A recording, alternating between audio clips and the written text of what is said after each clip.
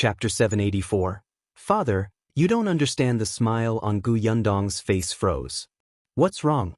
What's going to happen tomorrow? Lu Xing nodded. The entire city will be under martial law tomorrow. This time, not only Gu Yundong, but even Gu Dajiang stopped. Why? Tomorrow, a group of prisoners will be paraded on the streets and dragged to the entrance of the market to be executed. Master and Miss came back at the right time. If you come tomorrow, I'm afraid you wouldn't even be able to enter the city tomorrow. This was the first time Gu Yundong had encountered such a thing. If the culprits were to be executed, she could not walk around. Lu Xing continued, although they want pass by the entrances of the two shops, there are too many people and it's rather chaotic. Gu Yundong looked at Yunshu and Yuanzhi. They were still young. In fact, she did not object to bringing the children to watch the parade. After all, they were already literate in school and would probably have to take an official career in the future. There was nothing to avoid. However, she was afraid that the scene would be too chaotic and someone would take the opportunity to steal the children. In particular, who knew if someone would try to rescue the prisoners? If there were too many people, it was easy to get injured from stepping. So let's wait for them to grow up a little. When the two of them heard that they could not go out on the streets, they were immediately disappointed. After all, their vacation was not long anymore. Every day counted. However, they also knew that they would definitely add trouble tomorrow. Therefore, they could only nod obediently. However, the excitement from before had already disappeared, and they were a little tired. Lu Xing was a little vexed. He felt that he had done something wrong. He should not have brought it up at this time. But Gu Yundong stepped forward and put her arm around their shoulders. It's nothing serious. Even if we can't go out on the streets tomorrow, we can still walk around this area, right? This area is not far from Tianhai Academy. The people living nearby are all scholars. You can meet one every 2 steps you take. There are also many students around your age. Perhaps you can make friends. When the two of them heard this, they were instantly interested. Can we play nearby? Sure. There's a child next door. Kiki knows him. They'll get Kiki to bring you guys there tomorrow. The little girl immediately nodded and patted her chest hard. Yes, follow me and you'll have food to eat. Gu Yundong knocked her on the head. Who did you learn these words from? Ago, who was standing at the back, shrunk his head silently. You can't see me, you can't see me, you can't see me. Yunshu and Yuanzhi finally became happy again. The two of them surrounded Kiki and asked questions. Gu Yundong and Gu Dajiang looked at each other before shrugging and going to eat. After all, they were tired from sitting in the carriage all day. After dinner, they returned to their rooms to rest. Shao Qingyuan brought a Mao and the others back to the shop he had bought. The next morning, Gu Yundong put on her clothes and prepared to go out. Unexpectedly, when she opened the door, Gu Dajiang was already standing outside. Gu Yundong was speechless. She laughed dryly. Good morning, father. Gu Dajiang snorted. It's rare for you to wake up so early. It looks like you don't want to wake anyone up. But where are you going? Gu Yundong saw his understanding expression and decided not to beat around the bush. I just want to see the streets. Beheading. What's there to see? Gu Yundong sighed slightly. Father, you don't understand. If you find any errors, ads pop up, ads redirect, broken links, non-standard content, etc., please let us know reports so we can fix it as soon as possible. Chapter 785. A peaceful life for a good person, then tell me and I'll understand. Seeing this, Gu Yundong immediately said righteously, I'm watching the parade to warn myself. Father, you know that my business is expanding and am interacting with more people. My life will definitely get better in the future. I'm afraid that money will corrupt my heart and I'll lose myself, so I'm going to see what happens to those bad people. I'm always telling myself to be a good person. A good person would have a peaceful life. Gu Dajiang was stunned. He looked at Gu Yundong for a long time and said in relief, I didn't expect you to have such awareness at such a young age. Gu Yundong nodded solemnly. She did not expect her to explain the word curiosity so eloquently. Father, I'll set off then. Wait. Gu Dajiang waved his hand and said, the weather is cold. Go back to your room and put on more clothes before going out. Yundong was not actually cold, but there was a kind of coldness because your father felt that you were cold, so she obediently went back and added a cloak. Unexpectedly, when she was about to go out, her father also brought a coat and followed her. You're right. Not only do you need to be vigilant, but I also need to be vigilant. I'm a scholar and I don't know how far it'll go in the future. In the future, I have to educate Yunshu and the others. I should stay sober. I'll go with you to take a look. Yundong was speechless. Father, why are you so self-aware? She sighed inwardly. In the end, she went out and got into the carriage. Shui Rong was already waiting there. Yundong finally instructed Aunt Nyo, who was making breakfast, later, tell Shui Tao and Hongxiu to take good care of the children. Don't worry, eldest Mississippi, I'll help them take care of Madam and the others. Only then did Yundong lift the curtain and get into the carriage with Dajiang. It was still early and there were not many people on the streets. However, the courtyard was a little far from the entrance of the market. The prisoners would walk from the cell to the market entrance, but they would walk very slowly and take a detour in the middle. When the carriage reached the main road not far from the entrance of the market, the number of people on the street gradually increased. Yundong and Dajiang had breakfast at a wonton stall. There were also many people in the stall. They seemed to be here to watch the parade. Yundong also did not understand why everyone was so passionate about such things. What was there to see? It wasn't like her, who had come to broaden her horizons because she had never seen it before. After dinner, Yundong entered a nearby tea house and booked a table on the second floor. Fortunately, she came early. Otherwise, there wouldn't even be a seat here.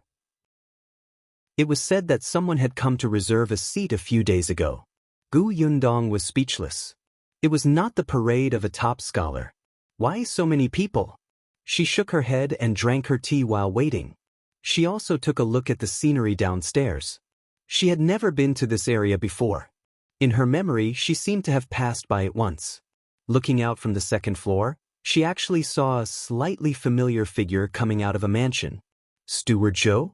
Could it be that the mansion was, coincidentally, a waiter from the tea house brought over a plate of peanuts? Yundong pointed in that direction. Buddy, which family is that? Following her finger, the shop assistant smiled. That's the Zhou mansion. Zhou mansion? Sure enough, it was Zhou Dafa's house. It turned out that his residence was in this area. Speaking of which, Steward Zhou had messed up such a big matter last time, but he had not been chased away by Zhou Dufu. If you find any errors, ads pop up, ads redirect, broken links, non-standard content, etc., please let us know reports so we can fix it as soon as possible. Chapter 786. She's not a devil. Yundong watched as Steward Zhou walked over. Not long after, he walked into the tea house and hurriedly went upstairs. He seemed to be here to reserve a seat, but just as he was about to speak to the waiter, he saw Yundong, who was sitting on the second floor and looking at him with a faint smile. Steward Zhou's expression changed drastically. He turned around and left. Yundong was instantly amused. She was not a devil, and this was not his territory or his tea house. Would she not be allowed to sit here? Steward Zhou left the tea house and looked up. Unexpectedly, his eyes met Yundong's. His face turned pale and he hurriedly ran back to the Zhou residence. Yundong was speechless. Ever since Steward Zhou entered the residence, no one had come out from that door. Of course, she couldn't see the back door of the Zhou mansion, and she didn't know if they would use the back door. Yundong could not help but rub her nose. It seemed that he was so scared that he did not even dare to leave the house. It was simply a sin. As she was thinking, she suddenly heard exclamations. Coming, coming. Dajiang also said, the prison vans are here. Yundong no longer paid attention to the Zhou mansion. She looked at the 3 prison vans passing by the street downstairs. There was only one person in the first 2 prison carts, but there were 3 people squatting in the last one. This time, these 5 people were the ones who were to be executed.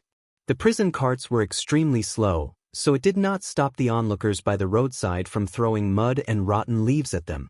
The people at the table next to Yundong were chatting.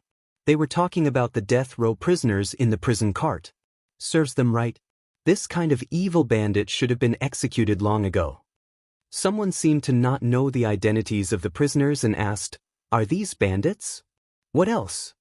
Those who knew looked indignant. "You haven't forgotten what happened in Qingyuan prefecture last year, right? Back then, the bandit leader barged into the government office and even dared to kill the officials. They also robbed all the rich families in the city. What's even more abominable is that they didn't let go of those innocent citizens. They killed everyone they saw. They're worse than bees." They used the refugees outside the city at that time to incite the refugees to break into the prefectural city so that they could fish in troubled waters and do all kinds of bad things. Fortunately, Commander Zhou of our Shuanhe prefecture led troops to quell the chaos back then. They killed and captured a lot of criminals, but that bandit leader still escaped. It was not easy for him to run to our Shuanhe prefecture until he was captured. The 5 people who were executed today were the remnants of that group of bandits. They were arrested one after another in the past year. Do you see the men in the 2 prison carts in front? Those 2 are small leaders. I heard that they killed a few people during the robbery. The last 3 aren't good people either. They're all ruthless people who do bad things. As he spoke, the person suddenly lowered his voice and whispered, "I also heard that someone might come to rescue the prisoners today." Everyone was shocked. Someone might come to rescue the prisoners? Then how dare you come out here to watch the commotion? That person snorted softly. What's there to be afraid of? The government office has already sent people to the surrounding area with many soldiers. It's fine if they don't come to rescue the prisoners. As long as they come, they won't be able to return. We're on the 2nd floor of this tea house. We're safe. Yundong was speechless. You're amazing. You even know about the government office. Moreover, the 2nd floor is not safe at all. She and Gu Dajiang looked at each other. So this was the identity of the prisoner downstairs. Speaking of which, they had an ill-fated encounter with the father and daughter. If you find any errors, ads pop up, ads redirect, broken links, non-standard content, etc., please let us know reports so we can fix it as soon as possible. Chapter 787. The woman who suddenly fell. The streets were still filled with voices and curses. The few prisoners had probably suffered a lot in the cell. Now, they could be beaten and scolded as they pleased, as if they were numb puppets. However, they were only a kilometer away from the entrance of the market. If someone really came to rescue the prisoners, they should have come. Otherwise, they would have to go to the entrance of the market and shout for the executioners to hold back. Unfortunately, even when the prison carts gradually disappeared, no one seemed to be rescuing the prisoners.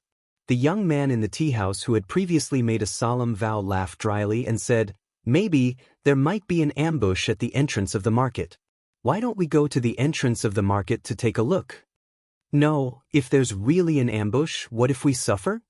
Gu Dajiang also heard the conversation and nodded repeatedly. He said sternly to Gu Yundong, "You're not allowed to go either." Gu Yundong did not know whether to laugh or cry. "I don't plan to go. Let's just wait for the news. They'll be executed at noon. We can go back after lunch." Gu Dajiang was relieved. He was really afraid that his daughter would go and watch the beheading in order to warn herself.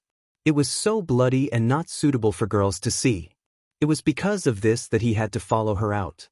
Gu Yundong and his daughter were not the only ones. There were not many people on the 2nd floor who left after watching the commotion.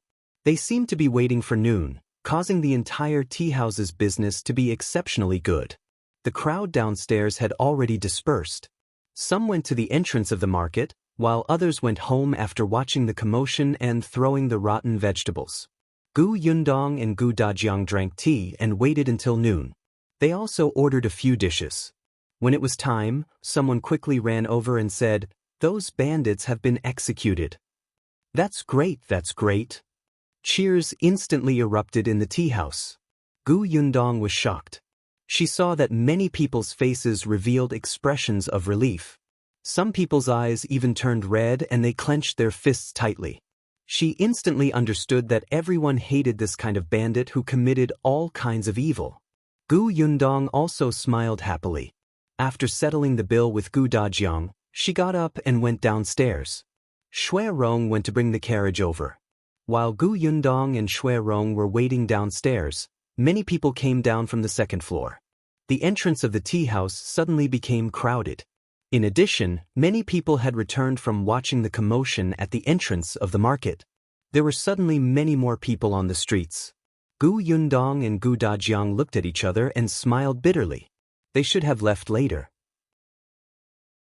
Now, they could only hope that Shui Rong would bring the carriage over as soon as possible.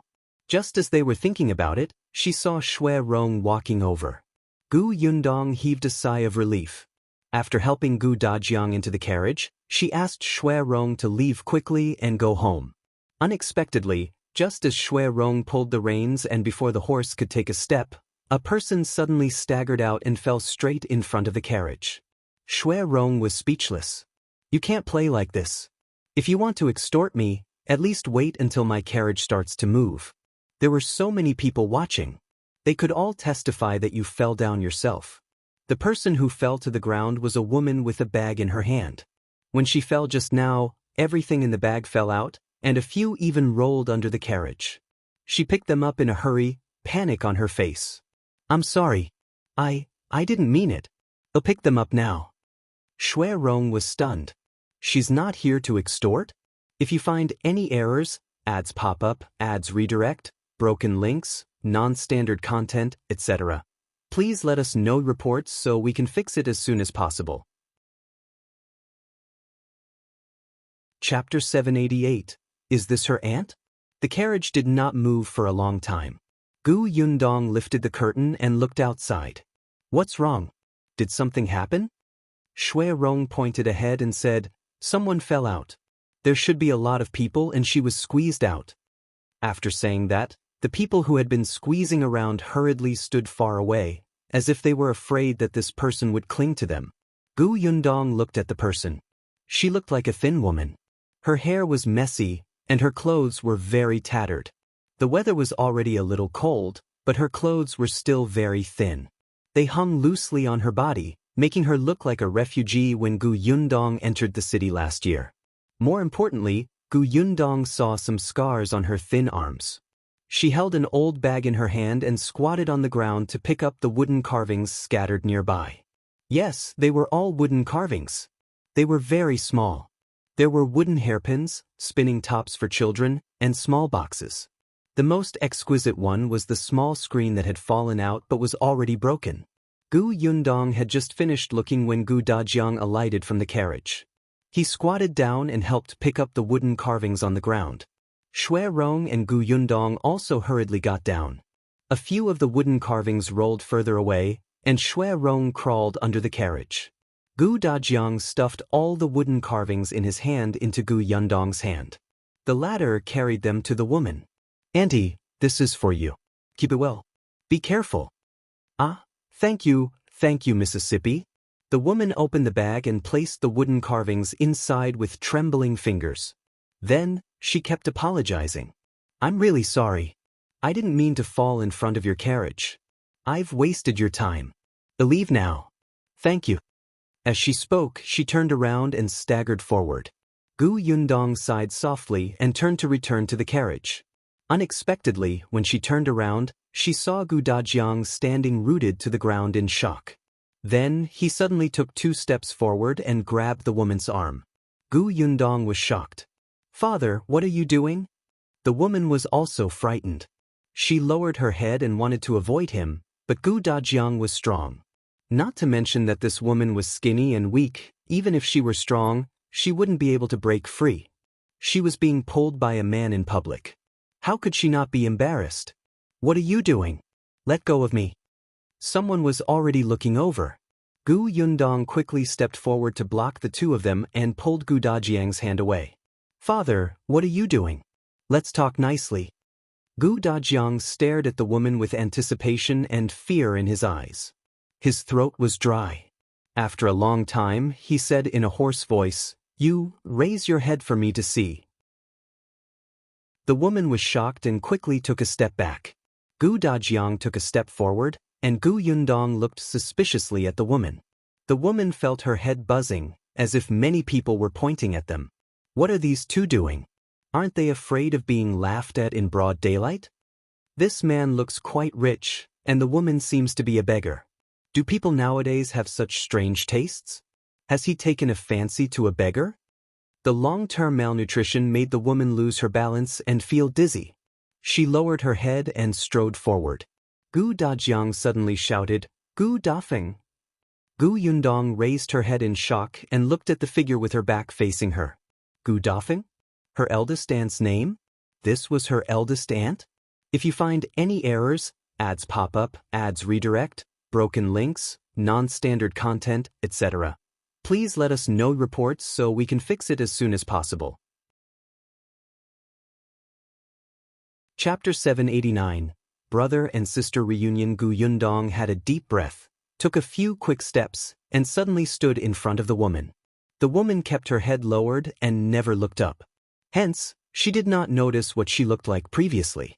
Gu Dajiang could tell her identity from her voice. They had been siblings for many years.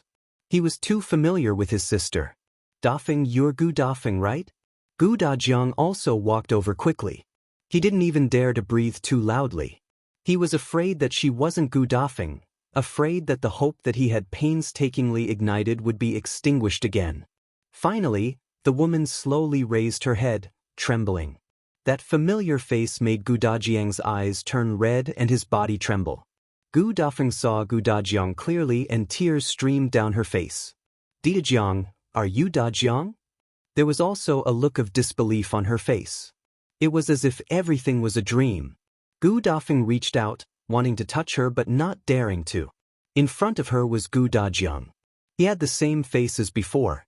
No, he looked much better than before and had gained a lot of weight. However, the clothes he was wearing were worlds apart from before. She did not dare to recognize him or believe her eyes. A gust of wind blew over.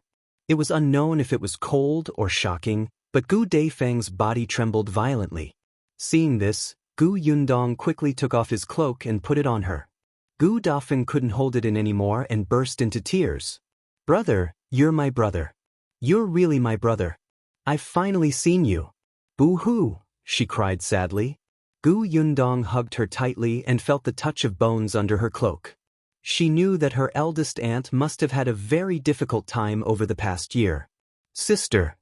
Gu Dajiang's tears fell uncontrollably. We finally found you. We finally found you. Boo-hoo, Gu Dafeng only cried. All the grievances and suppressed pain in her heart were released, making her unable to say a word. The surrounding people looked at each other. What was going on?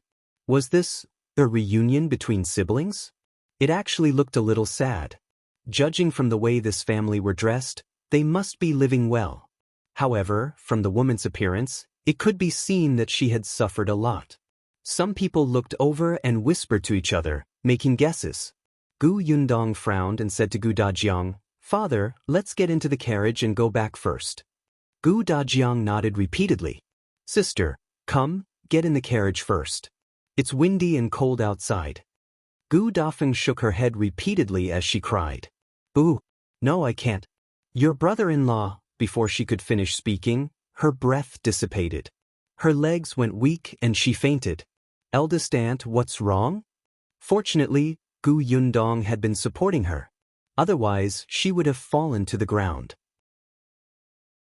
Gu Dajiang quickly hugged her. Let's go to the medical center first.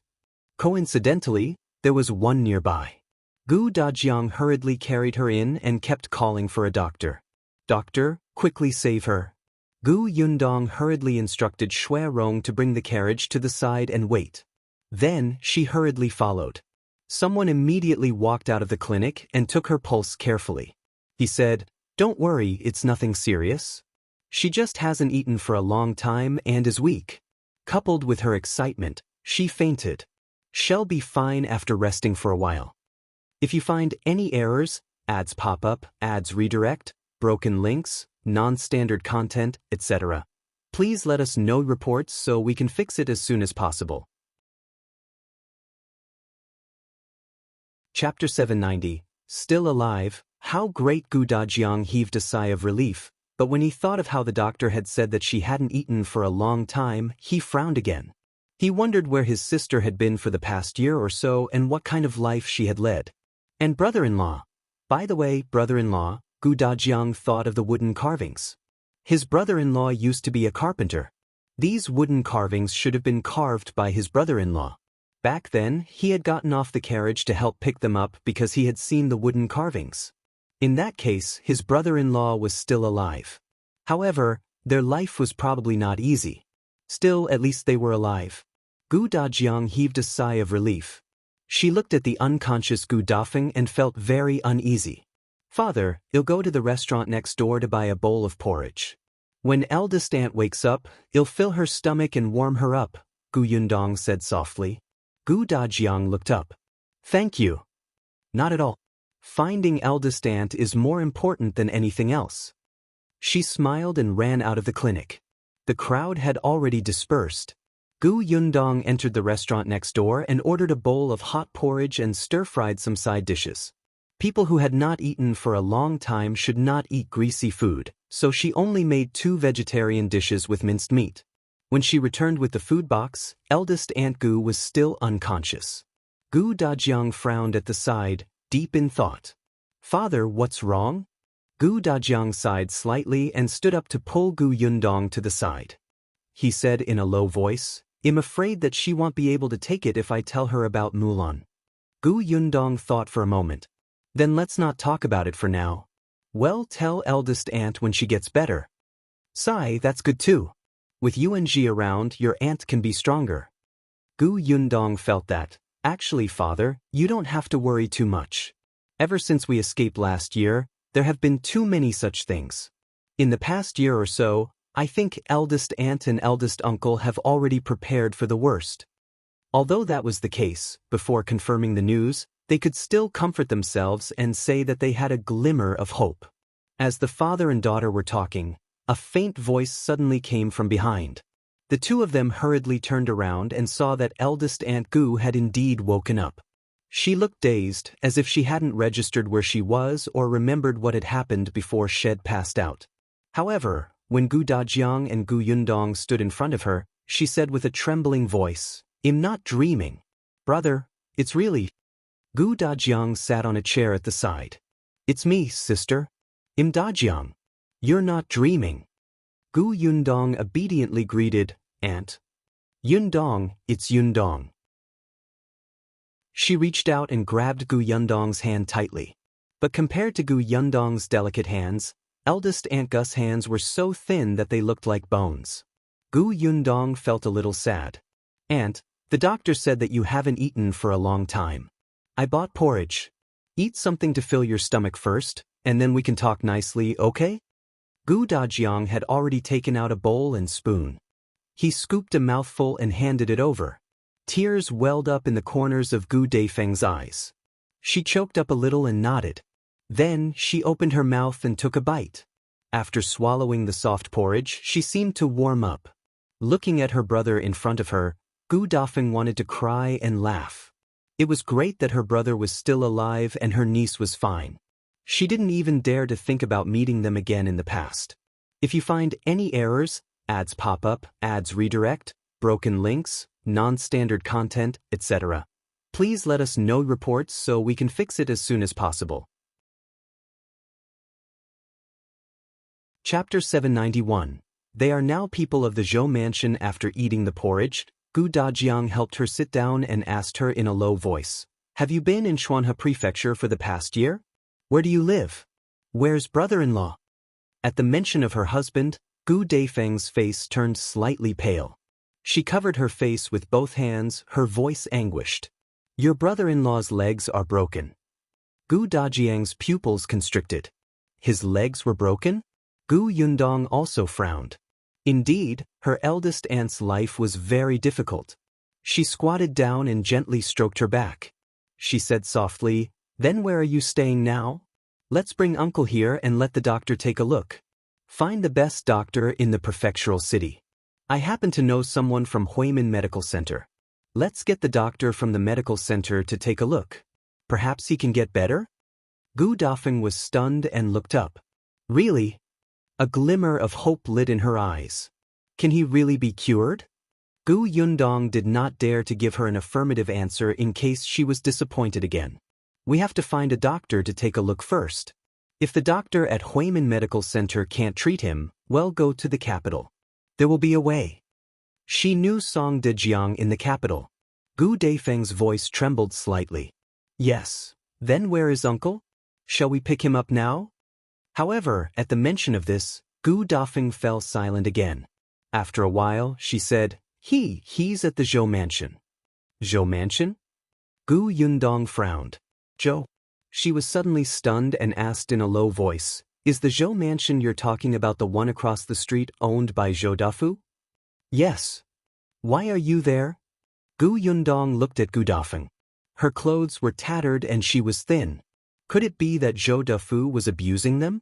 Gu Dafeng pursed her lips, finding it difficult to speak. We're servants of the Zhou family now. Gu Dajiang and Gu Yundong's expressions changed at the same time. Eldest aunt and her husband had become servants of the Zhou family. In that case, their lives would be decided by the Zhou family without any freedom. Brother, Yundong, forget it. Our current identities. Gu Dafeng also realized that there was still a huge difference. The Zhou family was rich and powerful. Although her brother seemed to be doing well now, he was probably much worse than the Zhou family. She knew that her eldest brother would definitely feel sorry for her. Knowing that she and her husband were in a difficult situation, he would definitely bring them out. But how? In Gu Dafeng's heart, the Zhou mansion was a huge force. If her eldest brother went against the Zhou mansion, not only would he not be able to bring them out, but she would also implicate her eldest brother. No matter what, I'm already very happy and satisfied to see you guys again. Gu Dafeng was indeed happy. She thought that she would never see these relatives again in her life. She actually wanted to ask Gu Dajiang if there was any news of her children. Had Mulan and Yuanzhi returned to Yongning Prefecture? However, she did not dare to do so now, afraid that she would receive bad news. Gu Dafeng wiped her tears. It's getting late. I sneaked out of the Zhou mansion. I have to go back. Otherwise, if I'm discovered, your brother-in-law will be blamed. Will you live in the Xuanhe Prefecture in the future? Then I'll find a chance to come out next time and see you again. She got up and was about to leave when Gu Yundong hurriedly pulled her back. Eldest aunt, you don't have to go back. If you're servants of the Zhou mansion, we can pay some money and buy you back. When the time comes, we'll take the indenture and remove the slave status. Then our family will be able to live together. If you find any errors, ads pop up, ads redirect, broken links, non-standard content, etc., please let us know reports so we can fix it as soon as possible. Chapter 792. She's old Master Zhou's concubine. She could not understand why her eldest aunt was so pessimistic. Why did she not seem to have any hope at all? It was just freeing 2 servants. Unexpectedly, Gu Dafeng shook her head and smiled bitterly. She won't agree. She won't agree. She? Gu Yundong frowned. Who is she? Zhou Dafu? If Zhou Dafu didn't agree, she would rush to the Zhou residence to beat him up. No, it's not Zhou Dafu. Gu Dafeng's fingers trembled slightly, and her face was a little pale, as if she found it difficult to speak. After a long time, she looked at Gu Dajiang steadily and said in a light voice, Yes, it's Gu Qiuyue. We're Gu Qiuyue's servants now. She won't agree. Gu Dajiang and Gu Yundong looked at her in disbelief, suspecting that there was something wrong with their ears. Gu Qiuyue? Gu Yundong murmured, Isn't Gu Qiuyue dead? Back then, it was Fu Ming who told her personally that other than him, Gu Qiuyue, their daughter, and their parents had all died in the chaos. But now, eldest aunt was telling them that Gu Qiuyue was still alive. Not only was she alive, but she also seemed to be living quite well. Gu Dajiang calmed down a little and his expression became especially solemn. He looked at Gu Dafeng and said, Sister, tell me exactly what happened. What did she mean by Gu Qiuyue's servants? This was ridiculous. They were Gu Qiuyue's elder sister and brother-in-law. How could she make her elder sister and brother-in-law sign a slave contract and become her servants? What was she thinking? Gu Dafeng looked at his sullen face and paused for a moment. In the end, she still said, Qiuyue is now old Master Zhou's concubine. Damn it. Even Gu Yundong admired her. Qiuyue was someone who had been married and had children. How could that old man, Zhou, take her in as his concubine? Gu Dafeng was talking about what happened last year. Last year, they had fled to Qingyuan Prefecture. However, when they were about to reach Qingyuan Prefecture, they were separated from their children and in-laws. At that time, they didn't have time to say anything. They didn't even think of where to meet up. It was already good enough that they could save their lives in such a hurry. Gu Dafeng and his husband could only head to the Qingyuan Prefecture that was closest to them. They were a step too late. The Qingyuan Prefecture was already in chaos, and the city gate was wide open. Seeing this, the couple wanted to go elsewhere. Unexpectedly, this chaos affected the city gate. The soldiers who came to reinforce the Qingyuan Prefecture fought with the bandits. The fight was very intense. Before they could dodge, Bian Han's legs were broken by the bandits who had rushed out on their horses to escape. Gu Dafeng looked at her husband, who was in so much pain that he was about to die. She was completely at a loss. With Bian Han in such a state, she couldn't bring him away. Fortunately, the chaos in the city had slowly been eased at this time. A large number of bandits had already been captured or fled, and the order in the city was gradually recovering. Gu Dafeng carried the unconscious Bian Han into the city, wanting to find a doctor to treat his legs. However, where could they find a doctor at a time like this? There were dead people everywhere, people who were seriously injured, medical halls were all closed, and the pharmacies were robbed. They didn't even have a place to rest, let alone find a doctor.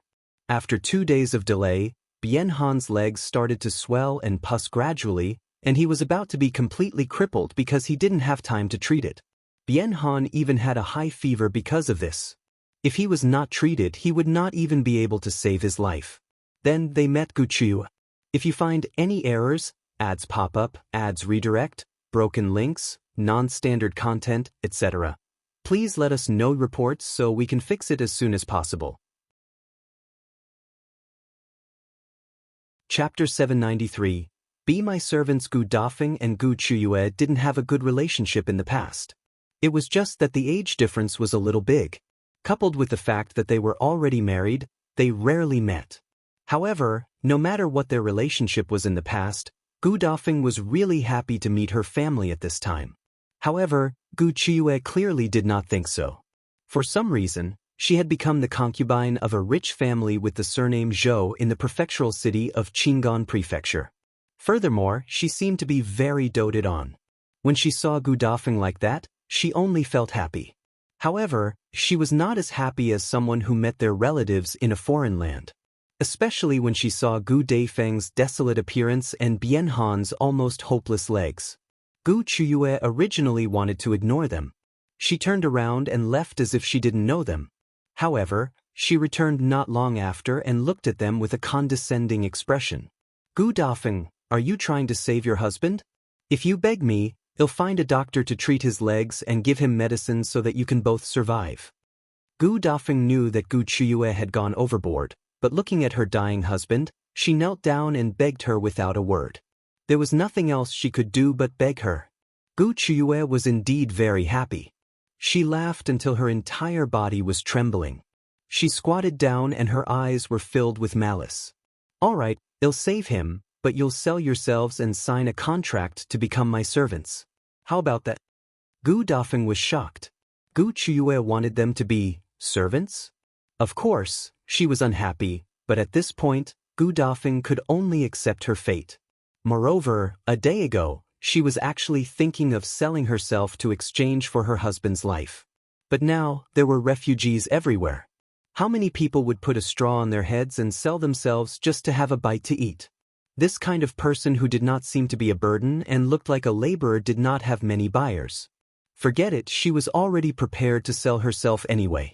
Now, her master had just changed to Qiuyue. Other than feeling disgusted, there was no other difference. Gu Dafeng agreed and pressed her thumbprint on the indenture along with the unconscious Bian Han. Then, she quietly followed Qiuyue back to the Zhou mansion. As expected, Qiuyue found a doctor to treat Bian Han's legs. However, this doctor's medical skills were not good. Not only did she make Bian Han suffer, but his legs were also not completely cured. However, his legs were no longer swollen and pus was no longer flowing out. The high fever on his body had also subsided. No matter what, his life was saved. That was enough. Nothing else mattered. However, what followed was eldest Aunt Gus' calamity. She had become Qiuyue's servant, and it was common for her to be beaten and scolded. Once Qiuyue was unsatisfied with her serving tea and water, Qiuyue would not give her food and she would kneel outside the courtyard to suffer the cold. Moreover, the indenture they signed back then was for 2 people. Bian Han could not work because of his leg injury. Hence, Qiuyue asked Gu Dafeng to do all his work. Otherwise, she was not allowed to eat or sleep. During that period of time, Gu Dafeng was so busy that she did not have any time to rest. Because of this, Bian Han blamed himself very much. There were several times when he wanted to end his life, so that he would not drag her down, but in the end, he was saved by Gu Dafeng. If he died too, Gu Dafeng would feel that there was no point in living. At least her husband was by her side and she had someone to rely on. If you find any errors, ads pop up, ads redirect, broken links, non-standard content, etc., please let us know reports so we can fix it as soon as possible. Chapter 794. They did it for nothing. This torture lasted until their Zhou mansion planned to move his entire family to the Xuanhe prefecture. Gu Dafeng and her husband naturally came along. When they first arrived at Xuanhe prefecture, Qiuyue was still unwilling to let them off. However, not long after, Qiuyue suddenly stopped. Although she was still secretly humiliating them, she was no longer so brazen. Gu Dafeng found it strange. Later, she heard that it was because Old Master had brought Mrs. Zhou back. Mrs. Zhou was very dissatisfied with Zhou Dafu's concubine. Furthermore, she quarreled with Zhou Dafu and left the Zhou mansion to return to her maternal family in Yongning Prefecture. Mrs. Zhou felt that Zhou Dafu was so unscrupulous because he saw that Yongning Prefecture had suffered a disaster and felt that her maternal family had also suffered heavy losses and could not be her backer. He actually said in front of her that he wanted to take a widow who had given birth to a child as a concubine. In a fit of anger, she went home to find someone to support her. Fortunately, although her family had suffered some losses, not everyone could bully them. After her family recovered, they sent someone to settle scores with Zhou Du. Only then did Zhou Dafu bring his son to Yongning Prefecture to fetch Mrs. Zhou. Gu Yundong could not help but think about it. The last time they had met Zhou Dafu and his son was on the way back from Yongning Prefecture. Could it be that they had gone to fetch Mrs. Zhou? After Mrs. Zhou returned, in order to show his respect for her family, although Zhou Dafu did not chase Qiuyue away, he neglected her for a long time. During that period of time, Qiuyue shrunk like a quail and did not dare to cause trouble at all. She was even called to the front by Mrs. Zhou and mocked. She often stayed in Mrs. Zhou's courtyard to serve her and was tortured by Mrs. Zhou. Gu Dafeng and her husband finally had a chance to catch their breath and recuperate in the backyard. Even though Qiuyue did not let them have an easy time after suffering at Mrs. Zhou's side. However, with Mrs. Zhou in the Zhou mansion, she did not dare to be too obvious. However, not long after, Qiuyue mysteriously told them to stay in the backyard and not go anywhere. She also told them not to see anyone and even locked up their room. Even she rarely met them. Only Mrs. Ren interacted with them. Although Gu Dafeng found it strange, the two of them heaved a sigh of relief when Qiuyue stopped torturing them. However, Qiuyue often starved them and only gave them porridge a day to barely fill their stomachs. Gu Dafeng and her husband were locked up in the backyard like prisoners. However, the two still had hope. They still wanted to leave this place. Bian Han used to be a carpenter and knew how to carve gadgets. Gu Dafeng stayed in the backyard for a while and got someone to bring back some wood that others did not want, as well as 2 carving knives. Mrs. Ren did see it, but she saw that Bian Han's carving was quite good-looking. Anyway, as long as they did not cause trouble, it was fine to carve some things. Mrs. Ren even took Father Bian's carvings to sell. Although the price was not high, she still earned some extra income. Because of this, Mrs. Ren turned a blind eye and even helped to persuade Qiuyue when she found out. That was why she didn't let Qiuyue take their things away. However, what Mrs. Ren did gave Gu Dafeng some inspiration. If she could sell them, could she do the same? Although they were said to be Gu Qiyue's servants, they were different from ordinary servants. They did not have any monthly allowance. Gu Qiuyue said that she had already paid their monthly allowance for Bian Han's treatment in advance, so they had done the work for nothing. If you find any errors, ads pop up, ads redirect, broken links, non-standard content, etc., please let us know reports so we can fix it as soon as possible. Chapter 795. Fate is indescribably wonderful. Gu Dafeng needed money. She knew that no matter where she was, she could not do anything without money. For example, if she had money in the backyard of the Zhou mansion, she could at least find someone to bring them some food and not starve. Just like Mrs. Ren. Although she was Gu Qiyue's confidant, she had her own interests and could still make things easier for them. Therefore, after Bian Han carved those gadgets again, Gu Dafeng would secretly hide some. The rest would be taken away by Mrs. Ren. In order to earn this extra income, Mrs. Ren even found wood for them. Anyway, it was just a small matter. Bian Han was her free labor. Bian Han's movements were fast and the carvings were beautiful. Gu Dafeng had actually already saved up a bag of money, but it was a pity that she could not leave the residence. Mrs. Ren was very strict in this aspect. The courtyard where Gu Qiuyue lived was filled with her people, and the place where they lived was tightly guarded. Just as Gu Dafeng was feeling a little dejected, an opportunity suddenly came. The servant who watched over them today did not pay attention and left without locking the door completely. Gu Dafeng ran out secretly. She had also heard that old Master Zhou had left the residence to watch the parade. Not only him, but Gu Qiuyue had also gone out. Mrs. Ren was not around either. Moreover, the place they were going was relatively far from the Zhou mansion. It would probably be afternoon when they returned. Gu Yundong thought of Steward Zhou, whom she had met in the tea house. She had not seen Steward Zhou come out of the main door since she went back. Now that she knew that Zhou Defu had gone out, he must have gone out through the back door. Moreover, because she was here, he was afraid that it would be awkward if they bumped into each other, so he went further away to watch the commotion. What could she say?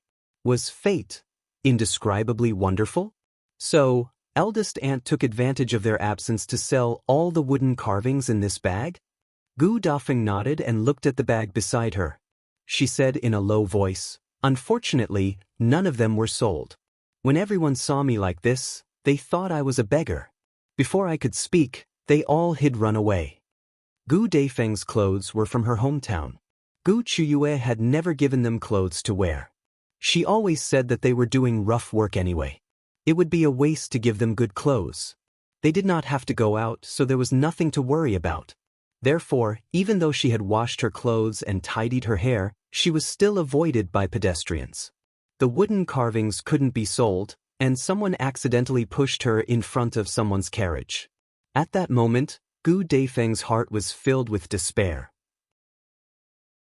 She had personally seen someone block a rich man's carriage and be beaten half to death. At that time, her limbs were weak and she could not stand up at all.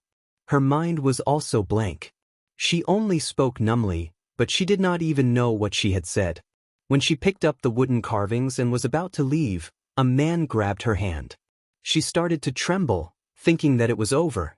Unexpectedly, she met her eldest brother and niece. They stopped her because they recognized her voice.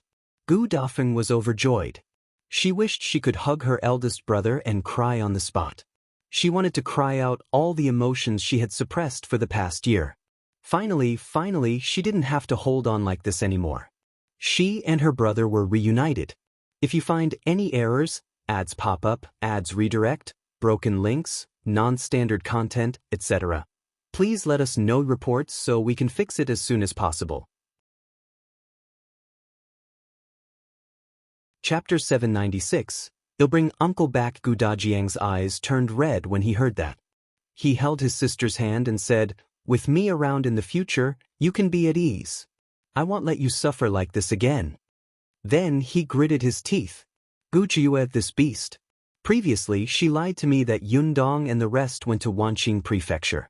Now, she's using all means to torture your own sister and brother-in-law. He looked at Gu Yundong. He'll go to the Zhou mansion and personally bring brother-in-law out. You take care of your aunt. Gu Dafeng quickly pulled him back. Brother, don't be rash. The Zhou family is not an ordinary family. You'll suffer if you go. Gu Yundong also stopped him. Father, don't go. He'll go to the Zhou mansion. You can't go either. Yundong, you don't know. Gu Dafeng wanted to stop her. Gu Yundong shook her head. It's all right, aunt. I know old Master Zhou. Eldest Aunt Gu was stunned. You know old Master Zhou? That's right. Not only do we know each other, but we also have some ties. When my shop opened, he gave me a huge gift, Gu Yundong said meaningfully. So don't worry. Even if Qiuyue doesn't agree to let you go, she is Zhou Dafu's concubine. As long as Zhou Dafu agrees, it's useless for her to object. Gu Dafeng was stunned. Yundong had opened a shop? Old Master Zhou had even sent a congratulatory gift? They actually knew each other? Gu Yundong said to Gu Dajiang, Father, I've interacted more with old Master Zhou and know his personality. It's more suitable for me to ask him for her. You haven't met Zhou Dafu before. He doesn't know you. If he's unwilling to see you, you won't be able to ask for anything. Most importantly, if Gu Qiuyue finds out, it'll be disadvantageous for us if she's on guard. Gu Dajiang frowned. Although he wanted to teach Gu Qiuyue a lesson personally, what Yundong said made sense. Hence, she nodded. All right, nothing else is important. The most important thing is to bring your uncle out and get the indenture. Yes, I know. Gu Yundong smiled. Eldest aunt, rest well. I will reunite your family. Gu Dafeng was still very worried. Her niece was only 15 years old, and she used to be a timid girl who did not speak much. Zhou Dafu was a businessman. He had been in the business world for a long time and had a big estate. Such a person was an old fox. Although she had never interacted with Zhou Dafu, she knew that he was not a good person. Yundong was so beautiful, yet Zhou Dafu had taken a fancy to Gu Qiuyue. What if he had designs on Yundong? Gu Dafeng's mind was in a mess, and her imagination was running wild. However, Gu Yundong had already stood up. She looked around and said to Gu Dajiang, Father, this is a medical center after all. It's not convenient to stay here for long. Take eldest aunt to the inn beside and get a good room. Let eldest aunt rest and recuperate. Gu Dajiang thought about it and agreed. He helped Gu Dafeng stand up. On the other hand, Gu Dafeng shook her head. Isn't it a waste of money? It's the same even if I wait outside. Gu Dajiang disagreed and insisted on bringing her to a nearby inn. Gu Yundong specially went to the ready-made clothing store and bought 2 sets of clothes. One was for eldest Aunt Gu and the other was for his uncle. Then, she handed eldest Aunt Gu to her father and went out herself. She walked to the carriage and jumped up. Shui Rong, who was on the carriage shaft, asked, Miss, where are we going? The Zhou residence? If you find any errors, ads pop up, ads redirect, broken links, non-standard content, etc., please let us know reports so we can fix it as soon as possible. Chapter 797. Finding help. Gu Yundong was also thinking about where to go. Of course, it was most important to go straight to the Zhou residence, but Zhou Dafu, after a few interactions, Gu Yundong finally knew what kind of person this person was. He was someone who would trample on you to death whenever he found an opportunity. Back then, when he wanted her shop, he didn't know much about her and Shao Qingyuan. He only knew that he couldn't beat them and ran away. In the end, after investigating them, he found out that the 2 of them were just poor people from the countryside who had no backing. He immediately wanted to destroy them on the day of the opening. Even if such a person saw that the people who came to deliver the congratulatory gifts were either rich or noble when the shop opened, and knew that she was not someone without a backer, once he knew that the family she cared about was in the Zhou mansion, he would be smug. Not only would he not let him go, but he would also take her aunt and uncle into his hands and obtain endless benefits from her. For example, getting in touch with the Nye family. If Gu Qiuyue, the troublemaker, was included, Gu Yundong felt that she would be sucked dry by Zhou Dafu in the future. Therefore, he could not look for her so directly. Gu Yundong sat in the carriage and did not speak. His mind was racing. After a while, she narrowed her eyes and said to Shui Rong, who was outside, "Go to the Dai residence." This place was not far from the government office, so the Dai residence was also nearby. Although Shui Rong did not know what Miss wanted to do, he immediately turned his horse around, shook the reins, and quickly headed for the Dai residence. Gu Yundong had never been to the Dai residence before. Previously, she had met Madame Dai at the milk tea shop. This was the first time she had visited. However, Madame Dai had told her that if she wanted to visit, she could just tell the concierge. She had instructed the concierge not to stop her. Thus, after Gu Yundong announced her identity, the concierge immediately led her inside. Madame Dai happened to be at home today. When she saw Gu Yundong enter, her face was filled with surprise. "Yundong, you're finally in the prefectural city. It seems that I sent the right letter to you. I should have urged you to come back earlier." Gu Yundong smiled and greeted her. Madame Dai held her hand and walked in. All right. There's no need to be so polite. You came at the right time. I have a lot to tell you. Come in quickly. I'll get someone to serve tea." Gu Yundong quickly pulled her back. I came here today for something." "Is something wrong?" "Yes, it's an urgent matter," Gu Yundong said solemnly. Seeing this, Madame Dai's expression turned solemn. "Do you think there's a problem with the shop?" "No, I have something else to ask. Young Master Dai for help." Gu Yundong looked around and whispered in her ear. "Wenhuo." Madame Dai was surprised. "Yes, is young Master Dai in the residence?" Yes. Madame Dai's heart was itching. She didn't know why Yundong was looking for Wenhuo. She knew that Wenhuo had gone to Yongfu village last time. When she returned home, she even specially asked him. Wenhuo simply said that Gu Yundong and Shao Qingyuan had helped him a lot. After that, she didn't say much. Madame Dai knew that there were some things that she shouldn't know too much about, so she didn't ask further. Could it be that Yundong was looking for Wenhuo today because of what happened back then? Why didn't young Master Shao come looking for him? Madame Dai thought a lot, but she knew her limits. Her husband and son were doing something big, so she shouldn't inquire what she shouldn't know. If you find any errors, ads pop up, ads redirect, broken links, non-standard content, etc., please let us know reports so we can fix it as soon as possible. Chapter 798. The Petty Dai Wenhuo. Hence, Madame Dai quickly asked the maidservant to look for Dai Wenhuo. What a coincidence! Wenhuo happened to be at home today. Today was the day that the bandits were going to be executed. There was indeed news that there might be accomplices coming to rescue the prisons, so Dai Wenhuo secretly deployed people to keep an eye on the few people who were to be executed. Unexpectedly, there was nothing unusual. The bandits did not come. Dai Wenhuo waited for the bandits to be beheaded before returning home. Just as he finished eating and changed his clothes, he heard his mother call him over. Dai Wenhuo quickly packed up and went to pay his respects to his mother. Then he saw Gu Yundong standing there. He was stunned for a while before Madame Dai said, "Come quickly. Yundong is looking for you. She has something important to discuss." As she spoke, Madame Dai left, leaving Dai Wenhuo and Dai Zhong behind. Dai Zhong nodded. "Miss Gu." Gu Yundong nodded at him and walked to Dai Wenhuo. "I want to ask you for a favor." Dai Wenhuo dug his ears. "Who did you say you were asking for help?" "This guy. He must have hated her for not sharing the porridge with him when they were deep in the mountains. What a petty man. Please, Dai Wenhuo." Forget it, she was a magnanimous person. She would let him be smug for 2 days. Dai Wenhuo finally knew that this was a private matter. Since it was not serious, he was not in a hurry. He raised his eyebrows and asked again, "I didn't hear you clearly. Say it again." Dai Zhong, who was standing behind him, shouted in his heart, "Young master, where's your grace? Do you not want that brother of yours, young Master Shao? Why are you making things difficult for Miss Gu like this? Moreover, Miss Gu will definitely take revenge in the future. It won't do you any good to act rashly.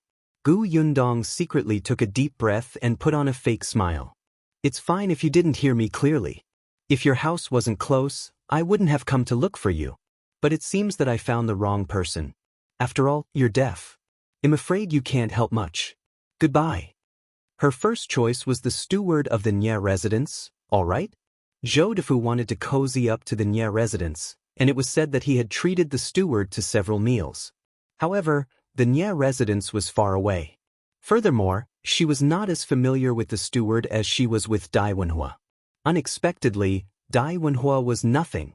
She turned around and was about to leave when Dai Wenhuo suddenly stood up from his chair. Wait. He took 2 steps forward and stood in front of Gu Yundong. Forget it. For Shao Qingyuan's sake, just tell me what it is. I'll help you. I don't want him to fight me to the death if you run to him and cry. He didn't say that he wouldn't help. This woman really didn't have any patience. He wasn't such an ungrateful person. Last time, it was her and Shao Qingyuan who brought him into the mountains and gave him such a big clue. Gu Yundong snorted coldly. She wanted to put on airs and let him know that there was a price to pay for his foul mouth. However, she couldn't wait any longer. Who knew if Qiuyue would find out about her eldest aunt's absence and settle the score with her eldest uncle? Thus, Gu Yundong did not delay any further and briefly explained the matter. Dai Wenhuo frowned when he heard that. After a while, he nodded and said, "All right, let's go to the Zhou residence. Find me a set of servant's clothes. I'll go with you. Zhou knows me. He'll dress up." Dai Wenhuo nodded and got someone to bring her a new set of clothes. Then he got Dai Zhong to prepare the carriage. If you find any errors, ads pop up, ads redirect, broken links, non-standard content, etc., please let us know reports so we can fix it as soon as possible. Chapter 799. To the Zhou mansion, disguised Gu Yundong borrowed Madame Dai's room and put on makeup for himself. Madame Dai watched from the side. Although she did not know what Gu Yundong was doing dressed up like this, she saw that Gu Yundong had skillfully turned an exquisite and gentle girl into a slightly delicate but tough man in a short period of time. She exclaimed as if she was watching a show. As expected, I knew that the more I get to know you, the more capable you are. I really want to see what other abilities you have. Madame Dai was really envious of her hands.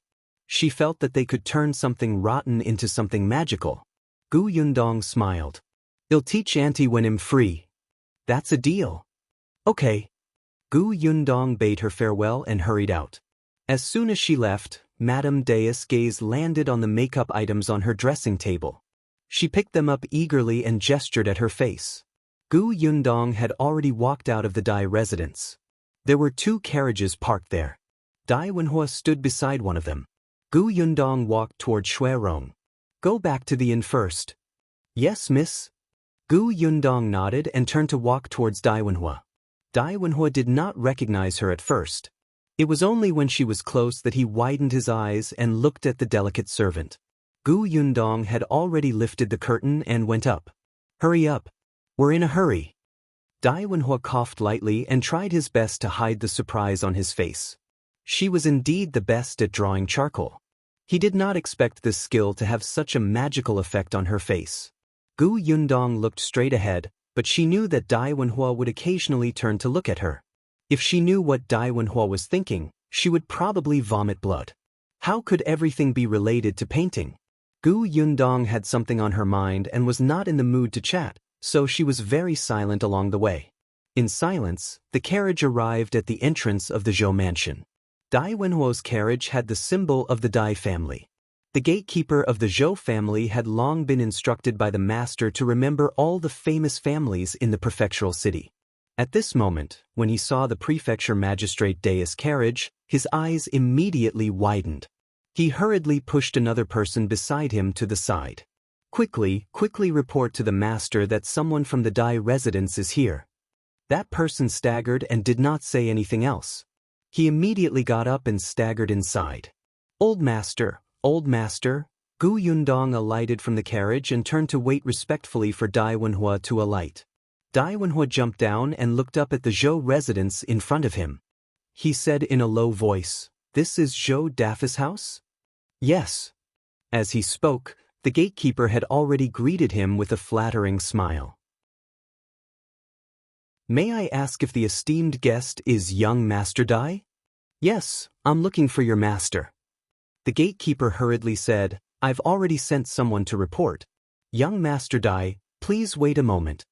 In less than 10 seconds, Zhou Dafu had already rushed out of the door. Young Master Dai, please forgive me for not coming out to welcome you. Gu Yundong narrowed her eyes and lowered her head. Dai Wenhuo glanced at her without batting an eyelid and walked up. I hope old Master Zhou won't take offense at my unannounced visit. You're welcome. Please come in, young Master Dai. Dai Wenhuo led Gu Yundong and Dai Xiong inside, led by Zhou Dafu. If you find any errors, ads pop up, ads redirect, broken links, non-standard content, etc., please let us know reports so we can fix it as soon as possible. Chapter 800. Someone's secret help. At the same time, in the Zhou mansion's tranquil orchid courtyard, a nanny was talking to Mrs. Zhou. According to Madam's instructions, we bribed the servants of the snow-blowing garden and opened the door for the couple. That Gu wife did indeed leave with a bag. However, she was only going to sell wooden carvings. I thought that we would not gain anything today.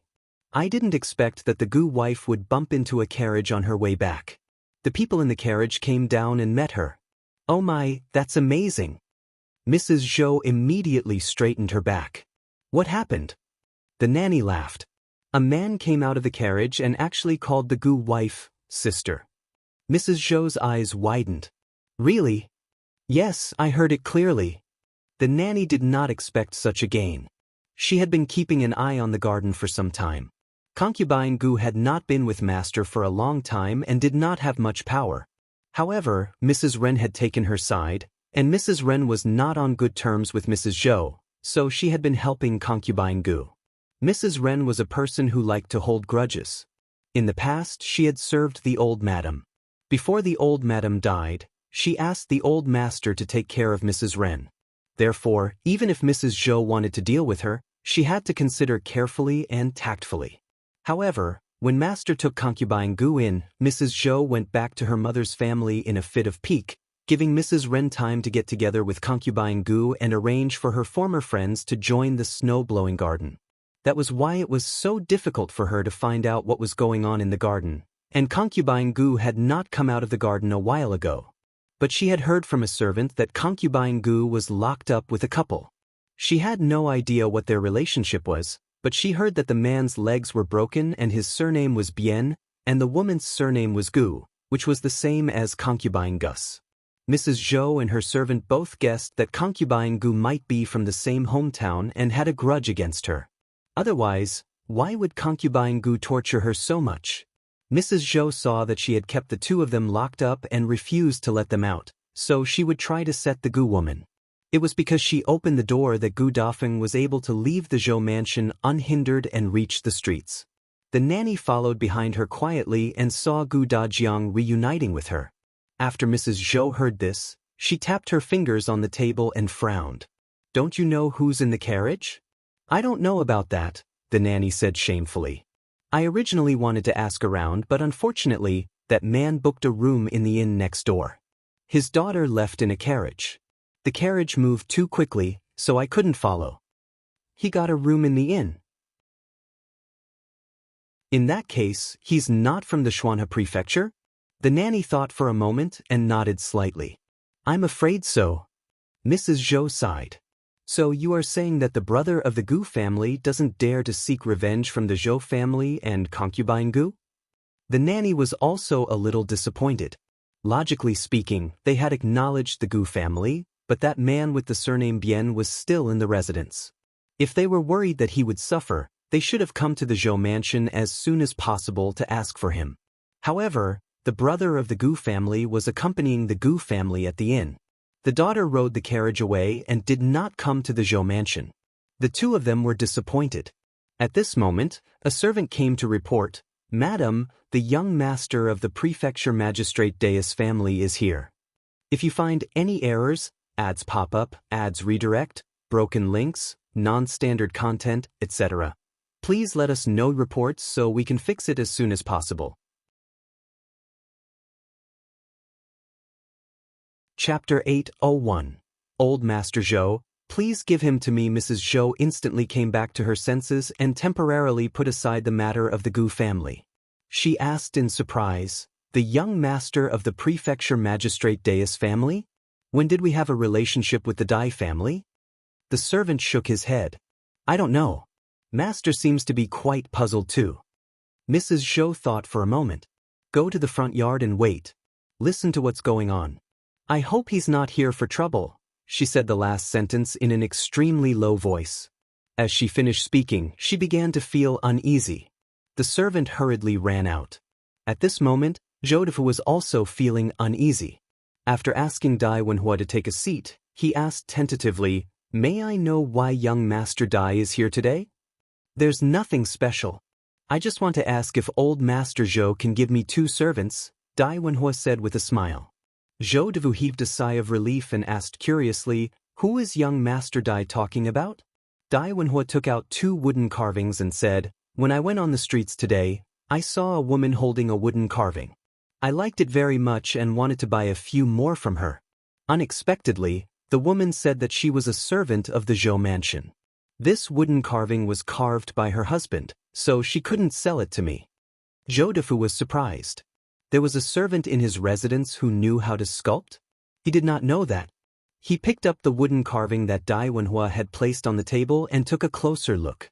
It was indeed quite exquisite, but there was still a gap between it and the works of those real old craftsmen. It was rare for Dai Wenhuo to like it. However, Dai Wenhuo did not seem to see the doubt in his eyes.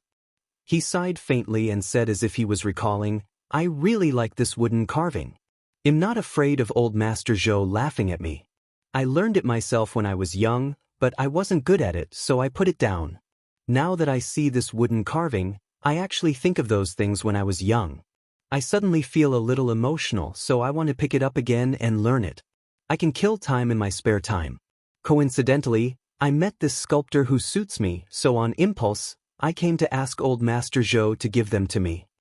Zhou was stunned. So that was the case. His mind began to work quickly. He had no interaction with Dai Wenhuo at all. Usually, it was harder than ascending to the heavens to climb up the Dai residence. This was a rare opportunity. Dai Wenhuo only wanted 2 servants. Not to mention the servants that he had no impression of and were worthless, he would not have any objections even if Dai Wenhuo wanted the servant beside him.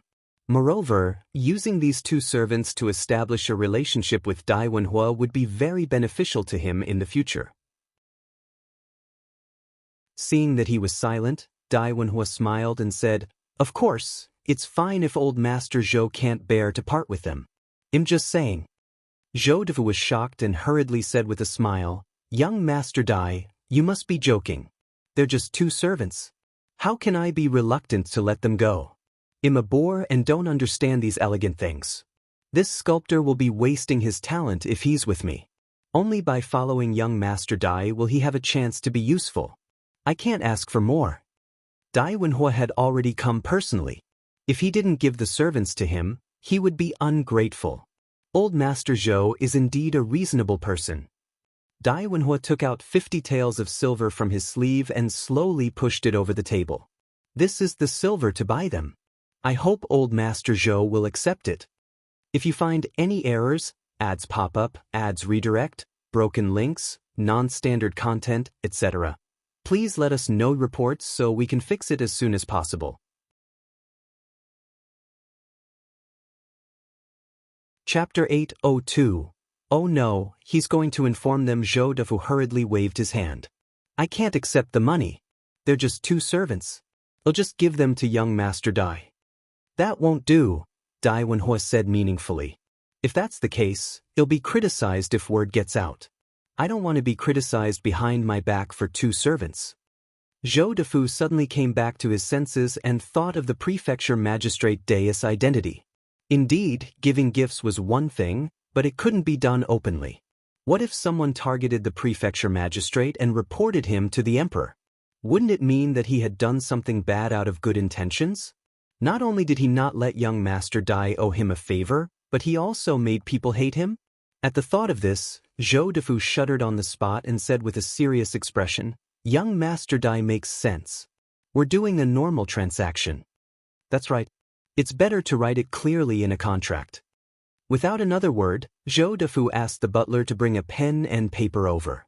He wrote down the contract that Bian Han and Gu Dafeng had been sold to Dai Wenhuo, signed it, and gave each of them a copy.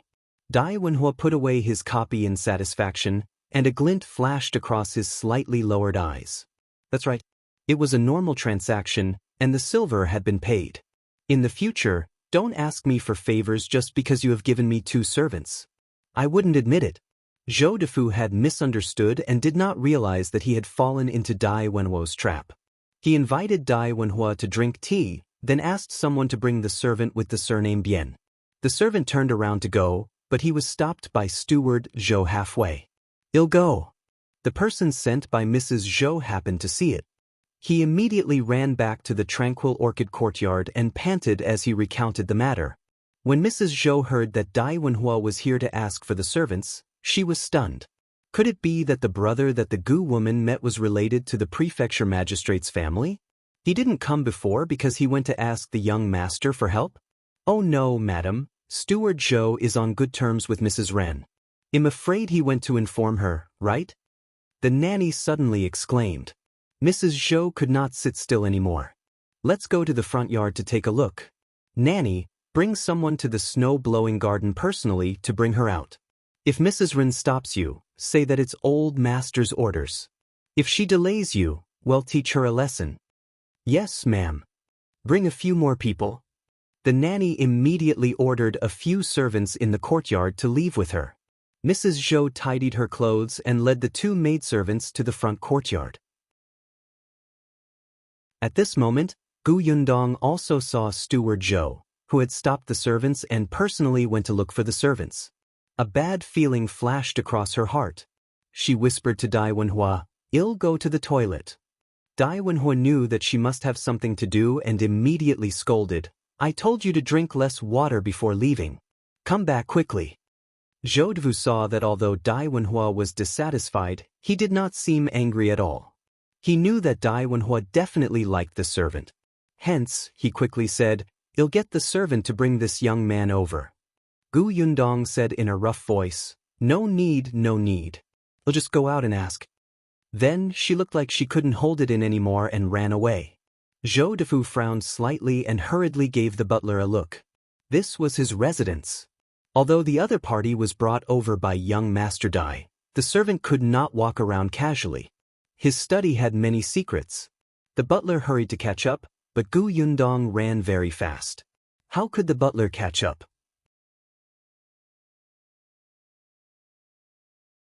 Chapter 803. Oh no, the butler was a little angry that he had lost the stranger.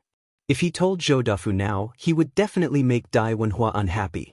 Therefore, he could only make the people guarding the study and the warehouse more vigilant and strict. However, Gu Yundong did not go to those places at all. She moved very quickly and soon caught up with Steward Zhou, who was walking towards the snow-blowing garden. Steward Zhou quickly entered the courtyard, but there were 2 old women guarding the entrance. Gu Yundong was just thinking about how to put the 2 of them down when she heard hurried footsteps behind him.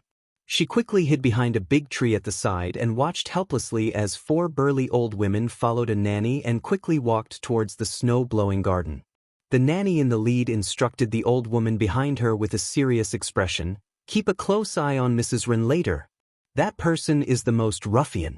You must not let her go over and hide that servant with the surname Bian. Do you hear me?" "Got it." Gu Yundong narrowed his eyes.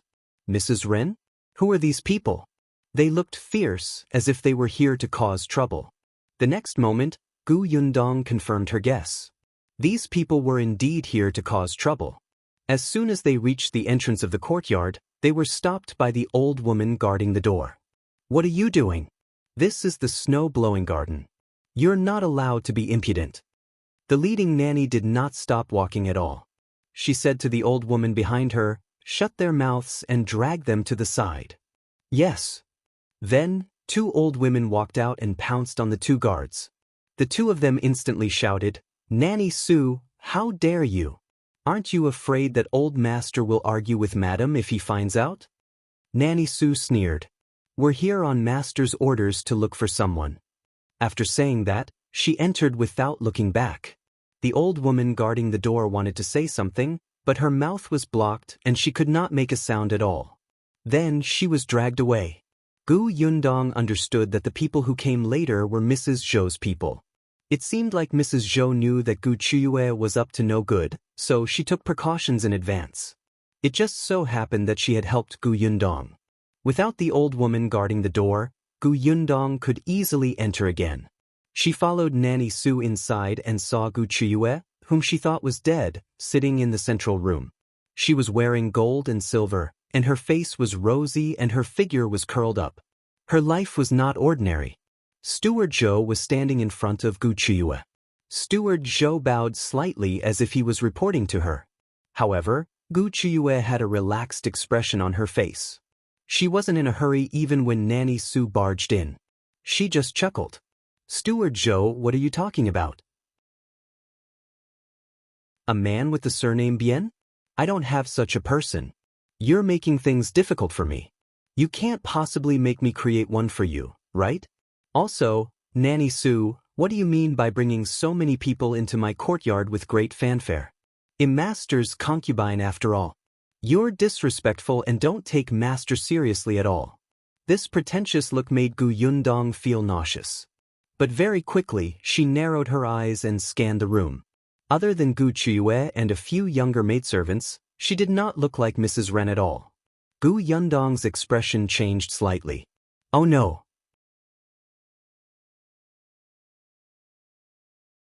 Chapter 804.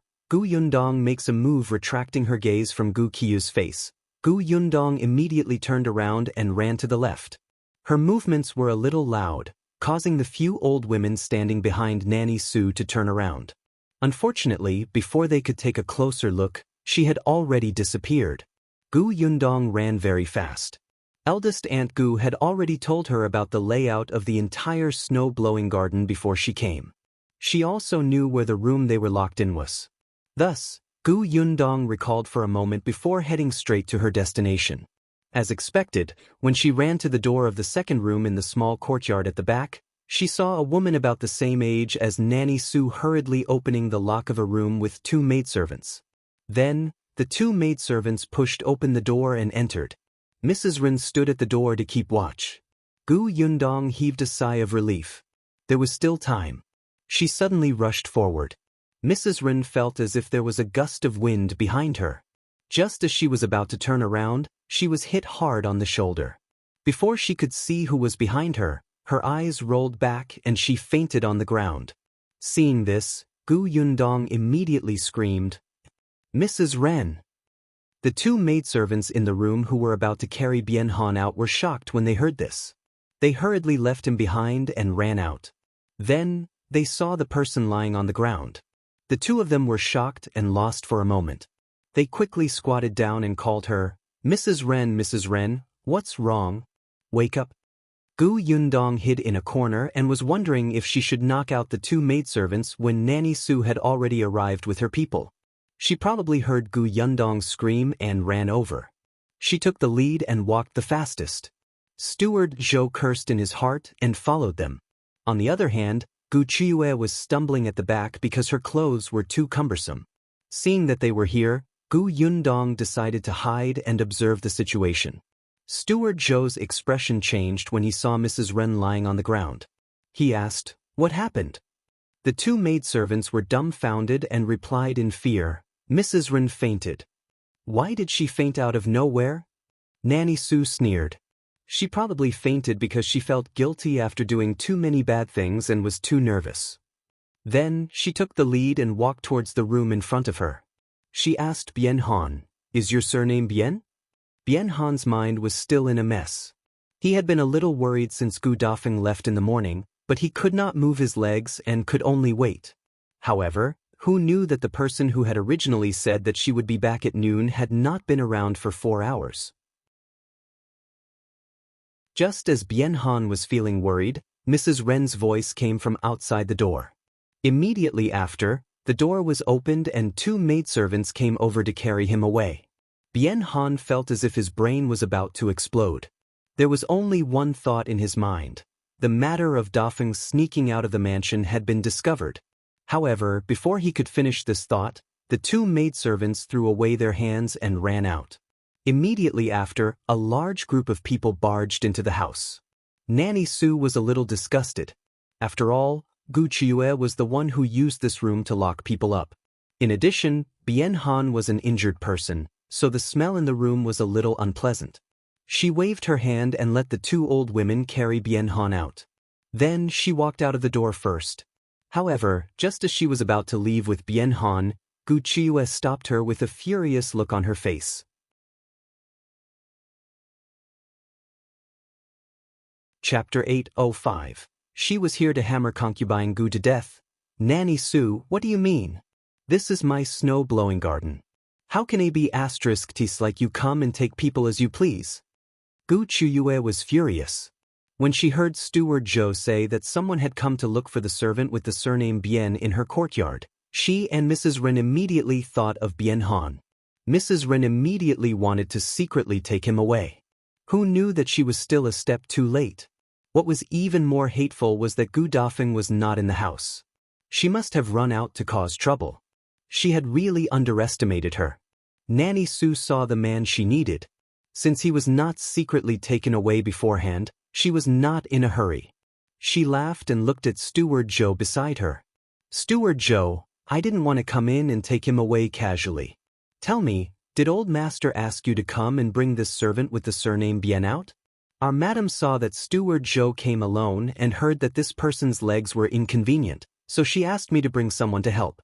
Why, Steward Zhou, don't you appreciate it? Steward Zhou laughed dryly. Now that things had come to this, he couldn't openly side with Qiuyue. He could only nod and say, that's indeed the case. This matter was indeed ordered by old master. Qiuyue glared at him. Steward Zhou gave her a look, indicating that there was no room for negotiation. Yundong watched from afar. Why did she feel that the 2 of them had a tacit understanding? Nanny Su laughed. Since Steward Zhou has confirmed it, Concubine Gu, please don't block the way. The master is still waiting for you. If you neglect your esteemed guest, your position as a concubine will come to an end. Qiuyue gritted her teeth and could only let Nanny Su leave. However, before she left, she looked at Bian Han with a warning gaze. Bian Han did not notice it at all. He was confused and could only vaguely hear that old master wanted to see him. Nanny Su left with her people, her head held high. Sigh, without Mrs. Ren's pestering, she felt refreshed. Things went especially smoothly. She did not know how Mrs. Ren fainted, but it was really at the right time. Yundong smiled. She knew that Qiuyue could no longer stop them, so she quietly returned to the front hall. After she stood behind Wenhuo again, Wenhuo glanced at her. Yundong pursed her lips and smiled slightly. Yundong noticed a woman sitting beside him. Judging from her attire, she should be Mrs. Zhou. However, Zhou didn't look too good. He was obviously very unhappy that Mrs. Zhou had come. That was true. There were no females for her to entertain. If she ran to the male guest so casually, Zhou felt that it would leave a bad impression on young Master Dai, who would feel that the merchant family was indeed unruly. But Mrs. Zhou was here to deal a blow to Concubine Gu, and she had to come. Hence, she pretended not to see Zhou Daph's warning gaze. Anyway, he wouldn't scold her away in front of Wenhuo, so she just lowered her head and waited quietly. After a while, there was a commotion outside. Zhou said to Wenhuo, he must have been brought here. As soon as he finished speaking, Steward Zhou entered and reported, Master, Bian Han has been carried over. Zhou was stunned. Carried over? Before he could figure it out, Nanny Su and the others walked in valiantly. However, at this moment, an even faster figure flew past the crowd and pounced into Zhou Daph's arms. She cried loudly, Master, you have to stand up for me.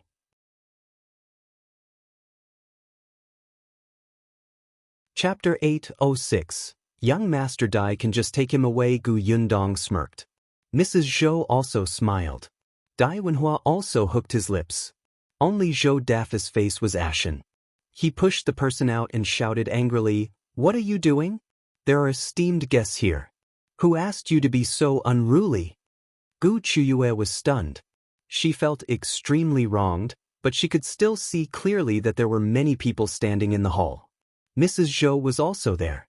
At this moment, she was looking at her in a good mood. However, the disdain in her eyes was obvious, as if she was saying that a village woman was a village woman. Vulgar and stupid. Gu Qiuyue felt extremely nauseous. Without Mrs. Ren by her side, she was at a loss and forgot that Steward Zhou had mentioned that there were guests at home. The man sitting on the other side should be the esteemed guest that Zhou Dafu mentioned, right? Gu Qiuyue didn't dare to look at him at all. This person had a strong aura. He just sat there calmly and seemed to be even more terrifying than Zhou Dafu, who was standing. Gu Qiuyue didn't dare to be presumptuous anymore. After apologizing, she stood at the side. Zhou Dafu glared at her before taking a deep breath and looking at Bian. The next moment, he frowned fiercely and took 2 steps forward. "What's wrong with your legs?" Bian was placed on the ground. After being tortured like this, his legs vaguely hurt, but he gritted his teeth and endured it. "Master, my legs are broken." Gu Yundong could tell and frowned slightly. However, Dai Wenhuo said, "Since his legs are injured, why isn't there a stretcher to carry him? This is too much." Zhou Dafu hurriedly nodded. "I was inconsiderate. Steward Zhou, why aren't you finding a stretcher?" "Yes, my lord." Even Steward Zhou had left. Gu Qiuyue was instantly isolated and helpless. She started to panic. Zhou Dafu glanced at Bian and frowned. Which courtyard did this Bian come from? Why was he so sloppy? He didn't even have any good clothes. Although he was wearing clean clothes, they were too tattered. Coupled with his crippled legs, he looked like a beggar on the street. No, even a beggar was better than him. Could this young Master Dai have misunderstood that their servants were not living well? No, after young Master Dai left, he had to figure out who was in charge of this Bian guy. He was actually in charge of him to this extent. He was simply neglecting his duty and embarrassing him. Zhou Dafu secretly took a deep breath and turned to Dai Wenhuo with a smile. "He's here. Young Master Dai, see if it's him. If it's him, he'll get someone to change his clothes. Young Master Dai, you can just take him away." Gu Qiyue's expression changed. "Take him away?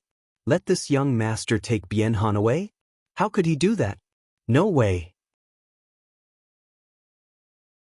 Initially, she thought that Mrs. Zhou had only complained to Old Master and treated Gu Dafeng and her husband as tools to deal with her.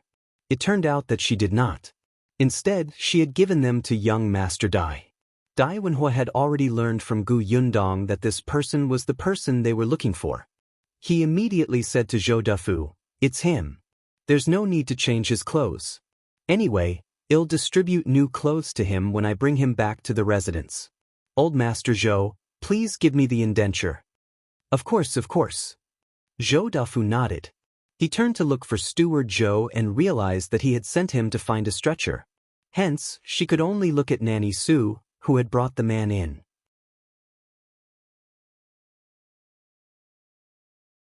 Chapter 807. He's a servant of Concubine Gus Courtyard. Zhou Dafu thought that since he was brought in by Nanny Su, this servant must be from Madame's courtyard. He was immediately a little dissatisfied. He glared at Nanny Su and said, "Aren't you going to bring the indenture over?" Nanny Su darted a look at Gu Qiuyue and answered respectfully and confidently, "Master, this woman belongs to Concubine Gus' yard, and you have to ask Concubine Gu for the indenture. I can't just barge into Concubine Gus' yard, lest I break the rules." Zhou Dafu was stunned and turned to look at Gu Qiuyue. "Your courtyard?" Gu Qiuyue bit her lips, feeling a little indignant. However, she still nodded slightly. Zhou Dafu frowned even more. Gu Qiuyue had always given him the impression that she was gentle and kind. Although she would occasionally behave inappropriately, she had lived in the countryside in the past and had never learned the rules. He was still tolerant. But now, this beggar-like servant in front of them was actually from her courtyard? How was this possible? He felt a little awkward, but with Dai Wenhuo around, he could only suppress these emotions. He said to Qiuyue in a low voice, "Since he's a servant in your courtyard, why don't you take out the indenture?" Mrs. Zhou also smiled and said, "That's right, Sister Gu, quickly take out the indenture. Old Master has already discussed it with young Master Dai. Now that this servant has been sold to young Master Dai, you don't want Old Master to go back on his word, right?" As expected, Zhou Dafa's expression instantly darkened. "Aren't you going?" Qiuyue could only leave the front hall unwillingly. She ran back to call Mrs. Ren, but the other parties still did not wake up. She could only return to the front hall with the indenture. At this moment, Steward Zhou had already ordered someone to bring a stretcher over. Yundong and Dai Zhong personally helped Bian onto the stretcher. They only let go when he was comfortable. After that, they were just waiting for Qiyue's indenture. Seeing that she was slow, Zhou Dafu became even more displeased. "You're so slow. You're not up to standard." Mrs. Zhou immediately covered her mouth and laughed silently. Qiyue's face turned red and her fingers trembled slightly. She suddenly raised her head and didn't hand over the indenture in her hand. She only said to Zhou Dafu, "Master, these are my people after all. Why didn't you ask me when you sold them to others?" Zhou Dafa's expression changed drastically. He was actually questioned by a concubine in front of Dai Wenhuo? Mrs. Zhou even covered her mouth with a handkerchief and laughed silently. Now, Old Master would know how embarrassing it was for him to take in a countrywoman who did not know the rules, right? He deserved it. Zhou Dafu cared about his reputation. How could he tolerate Qiyue's provocation? "Even if I sell you, I don't need to ask you." Qiuyue gasped and her body swayed. What was the meaning of this? She was about to lose her balance, and the indenture in her hand was snatched by Zhou Dafu. Mrs. Ren, who had finally been woken up by various methods, rushed in. "Master, I have something to say." Zhou Dafu was very irritable. He had sold 2 servants, but all of them dared to come out and provoke him. Who was the master of this house? However, Mrs. Ren was someone by his deceased mother's side. His mother valued Mrs. Ren very much. Before she died, she even instructed him not to disappoint her. For the sake of the old madam, Zhou Dafu said with a dark expression, "Speak."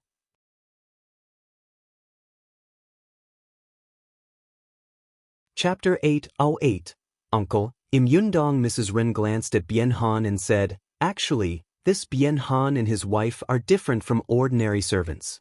She specially mentioned Gu Dafeng and gave Bian a subtle warning. She continued, "They had sold themselves. Bian legs were badly injured and he had no money to treat them. Concubine Gu happened to run into him, so she was kind enough to give them money to treat his legs. Unfortunately, Bian legs were so badly injured that even the doctor could not do anything about it. Although his legs could not be treated, the Bian couple still thanked Aunt. Besides, they were penniless and had nowhere to go, so they wanted to sell themselves to repay Aunt." Yundong's mouth twitched. "Not bad. You're quite good at making up stories." The more Mrs. Ren spoke, the more convinced she became. "I am a kind-hearted woman, so I agreed. But Concubine Gu also said that she would not sell them out. If someone wants to sell them out one day, she has to agree first."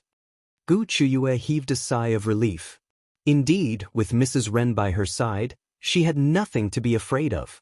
Hence, she immediately nodded in agreement, and tears welled up in her eyes. "That's right. Does Master want me to be the person who goes back on his word?" This, Zhou Dafu instantly frowned. He looked at Dai Wenhuo, who said with a smile, "Actually, Mr. Zhou, you don't have to be so embarrassed. Since Concubine Gu said so, you can ask Bian directly. If he is willing, I can take him away." Zhou Dafu looked at Bian. "What do you think?" Mrs. Ren said, "Bian, you have to think about it clearly. I think you still have to discuss this with your wife. Otherwise, this couple will be separated." Bian could tell and his face turned pale. Yundong could tell that she was threatening Bian with his wife.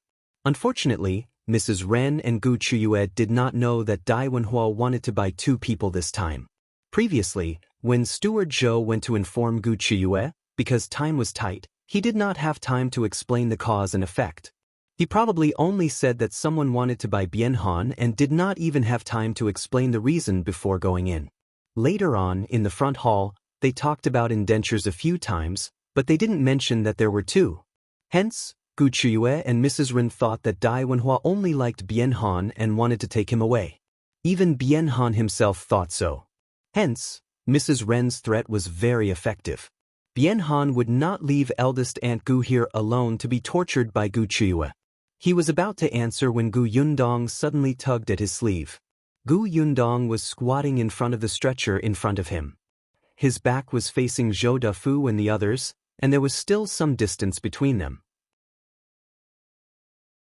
Hence, she lowered her voice and said softly, "Uncle, Yundong.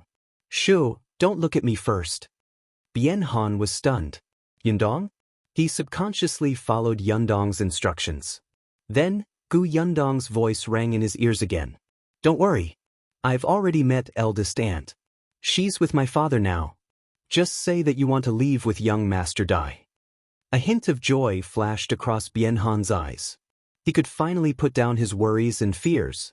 It turned out that Dafeng was fine and had even met her brother? That was good, that was good. Bian felt relieved. When he looked at Zhou again, he was no longer afraid. He spoke slowly, but he was exceptionally firm. "I'm willing to go with this young Master Dai."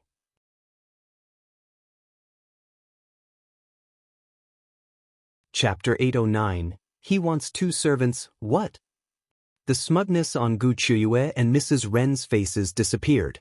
They looked at Bian in disbelief. Qiuyue almost blurted out and asked him if he didn't plan to care about Dafeng anymore. Fortunately, Mrs. Ren was quick to stop her. Zhou heaved a sigh of relief. Thankfully, he didn't break his promise in front of Wenhuo. He asked Qiuyue for the indenture. The latter was still in a daze. It was Mrs. Ren who took the indenture from her and handed it to Zhou. However, Zhou frowned as he looked at the indenture in his hand. "Why is there only one?" Qiuyue came back to her senses. This is Bian's. It's a slave contract." "What about his wife?" A bad feeling flashed across Mrs. Ren's eyes. She asked uncertainly, "Master, do you mean that you want the indenture of the Gu woman?" Mrs. Zhou watched the drama and finally smiled. "Sister Gu, I'm afraid you don't know that the people young Master Dai wanted from the beginning were this Bian couple." Qiyue's face turned pale. "How can it be?" Mrs. Zhou continued, "Young Master Dai has a good taste. He accidentally saw this wooden carving and knew that it was carved by Bian in our residence. Look, he was chatting happily with Old Master. Old Master sold the two of them to young Master Dai." At this moment, Mrs. Ren's face turned pale. Wooden carving? Could it be those wooden carvings that she secretly took out? Damn it, she shouldn't have been greedy. Zhou had completely lost his patience. "Mrs. Ren, go back and bring the other indenture over. Seriously, you're so dilly-dallying. You're not straightforward at all." Mrs. Ren answered in a daze and quickly went out. It was not until she reached the snow-blowing garden that she slowly let out a breath. Forget it, these two were servants at the Dai mansion. They were still slaves, but Concubine Gu could not vent her anger. However, Madame had been keeping a close eye on them recently. The two of them had only been locked up in the backyard for nothing. Actually, what Mrs. Ren meant was that it was good to sell them as soon as possible, lest Madame found out about their relationship with Aunt one day and used them as tools to attack. Mrs. Ren thought that Concubine Gu should not have brought these two people into the mansion to vent her anger, so she decided to sell them now. At the thought of this, Mrs. Ren sped up and hurried to the front hall with the indentures. Zhou handed both indentures to Wenhuo. Wenhuo had been here for a long time. Now that he was done, he bade farewell to Zhou. Zhou wanted to keep him for dinner, but Wenhuo refused. Zhou could only walk him out regretfully while Yundong and Xiong carried Bian into the carriage. "Bian, when you go to the Dai residence in the future, serve young Master Dai well. Be careful and don't lose him." Before Zhou could finish speaking, Yundong pulled down the curtain and blocked his view. Zhou rubbed his nose. "All right, Maybe the man didn't like people who had already been sold being educated by their old masters. He cupped his hands at Dai Wenhuo and watched as the carriage turned away. However, just as he was about to leave, the curtain beside the carriage was lifted, revealing Bian Han's thin face. He looked straight at the person standing behind Zhou Dafu and said calmly, "Gu Qiuyue."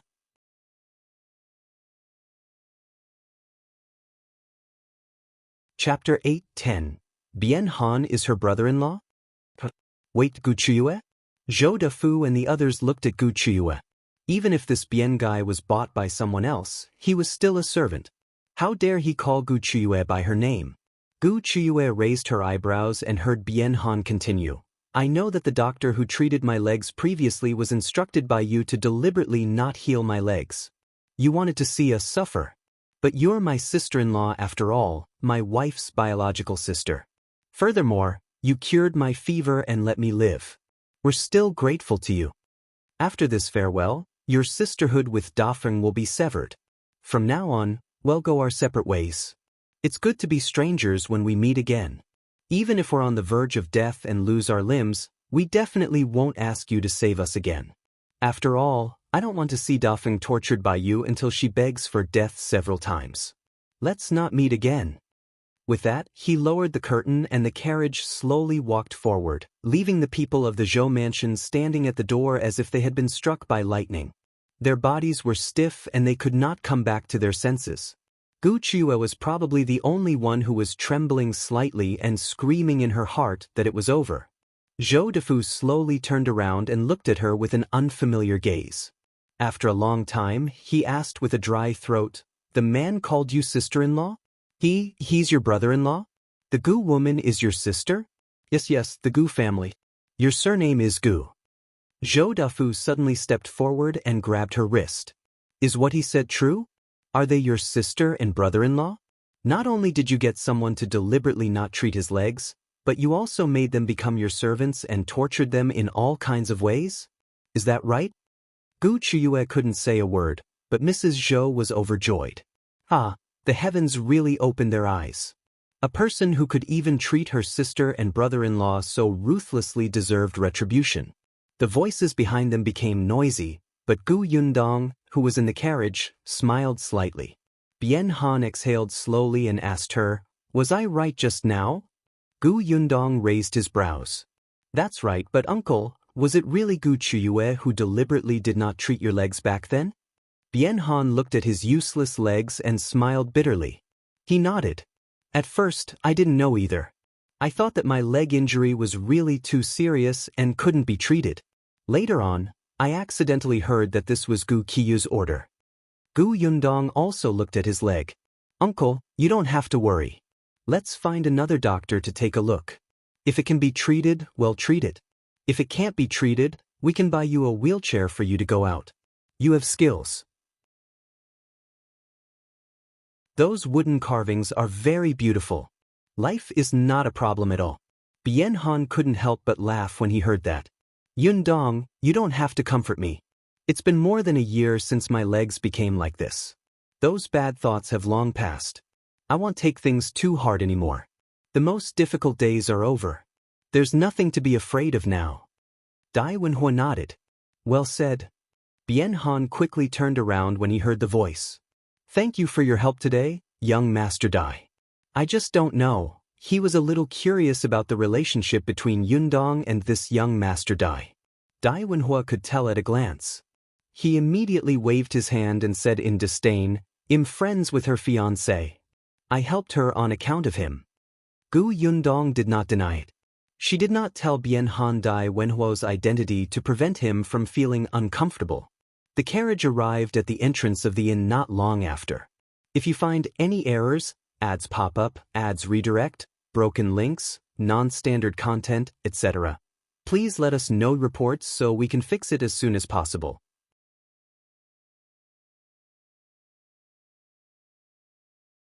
Chapter 8:11.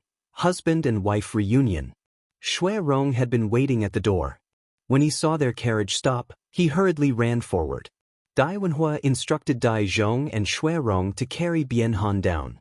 Then he said to Gu Yundong, Since the matter is settled, I'll go back first. Tell Shao Qingyuan that I'll look for him another day. Gu Yundong nodded. Thank you for today. Goodbye. With that, she led the way into the inn. Gu Dajiang and his sister had been waiting anxiously. After such a long time, no one had returned. They were afraid that Gu Yundong would be troubled by the Zhou family and could not bring Bian out. It was only when they heard footsteps outside the door that the two of them looked at each other and hurriedly opened the door. Gu Dafeng immediately saw Bian being carried and her eyes turned red. She quickly walked over. Father, you're back. Yundong brought you back.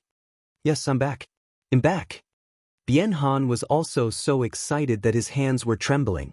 Only at this moment, when he saw his wife, who was also safe and sound, and Gu Dajiang, who was standing there with slightly red eyes and a smile, did he believe that all of this was not a dream. He was so excited that he was incoherent. It's all thanks to Yundong. I'm fine. We're all fine. Gu Dajiang hurriedly moved aside. Come in first. It's not a place to talk outside. Yes. Come in first. Gu Dafeng wiped her face and helped the person on the stretcher in. After entering the door, she exclaimed in surprise, Where's Yundong? Gu Yundong, who had been standing at the side and felt that she had a strong presence, was speechless. On the other hand, Gu Dajiang recognized her at a glance. He smiled and pushed her. Why are you dressed like this? Gu Dafeng was surprised. Gu Yundong spoke and his voice instantly became familiar. For the sake of the situation, Gu Qiuyue and Zhou Defu didn't realize that I had also entered the Zhou mansion. I'll talk about it slowly after this matter. Let's put Uncle down first. After placing her on the bed, Dai Zhong took his leave. Gu Yundong gave Shui Rong some instructions before he left. Only 4 people were left in the room. Gu Dafeng was still emotionally unstable. She grabbed Bian's hand and cried tears of joy. Father Bian patted her. It's all right. Aren't we already out? We won't go in again. Yes, eldest aunt, it's all in the past. As Gu Yundong spoke, she took out 2 pieces of paper. This is the indenture of the 2 of you. Tomorrow, we will go to the government office to eliminate this slave status. You will still be the same as before. Gu Yundong looked at the 2 of them and felt a little sad. In her impression, eldest aunt Gu used to be a straightforward person. She was the eldest sister and had Gu Dajiang under her. Although she was only 3 years older than Gu Dajiang, she had already taken on the responsibility of taking care of and protecting her younger brother. But now, not only was she extremely haggard, but her personality had also become trembling. From escaping to being separated from her children, to her husband's crippled legs, and finally being tortured and humiliated by Gu Qiuyue, reality forced her to change time and time again in order to survive. She had no choice but to be careful. Gu Dajiang couldn't help but tug at his fingers. The atmosphere became a little heavy. Fortunately, Shui Rong returned very quickly and brought back the doctor from the clinic next door. Gu Dafeng was stunned when she saw the doctor and looked at Gu Yundong. The latter nodded. The most important thing now is to treat Uncle's legs. Let's see how badly injured he is. If you find any errors, ads pop up, ads redirect, broken links, non-standard content, etc., please let us know reports so we can fix it as soon as possible.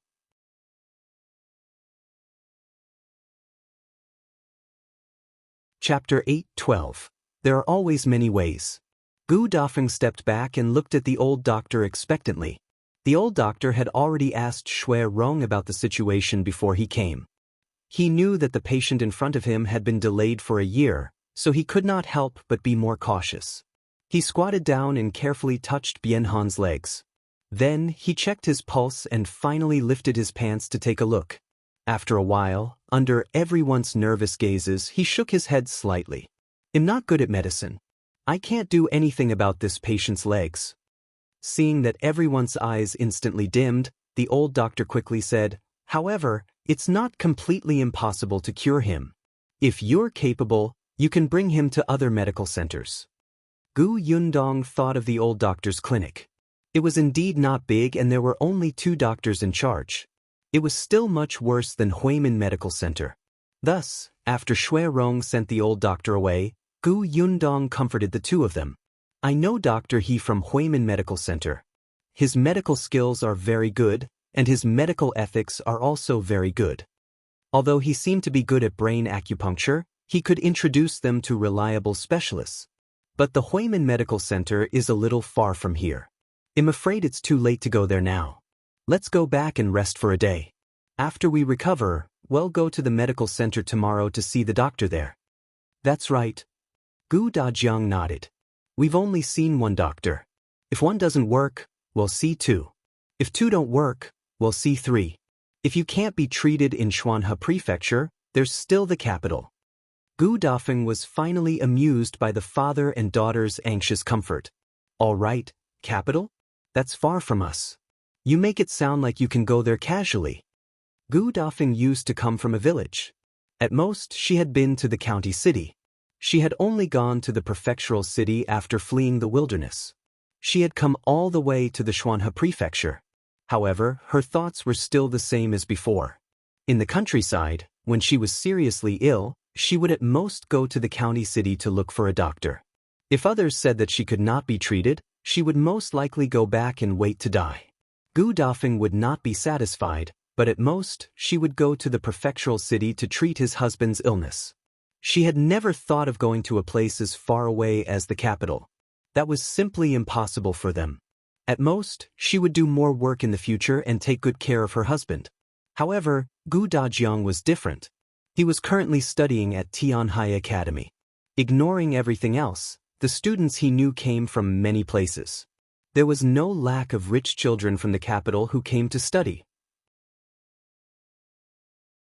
Moreover, it was not as if he did not know anyone in the capital. Last time he helped Commander Zhou catch the bandits. Commander Zhou had gone to the capital. He would thicken his skin and beg him later.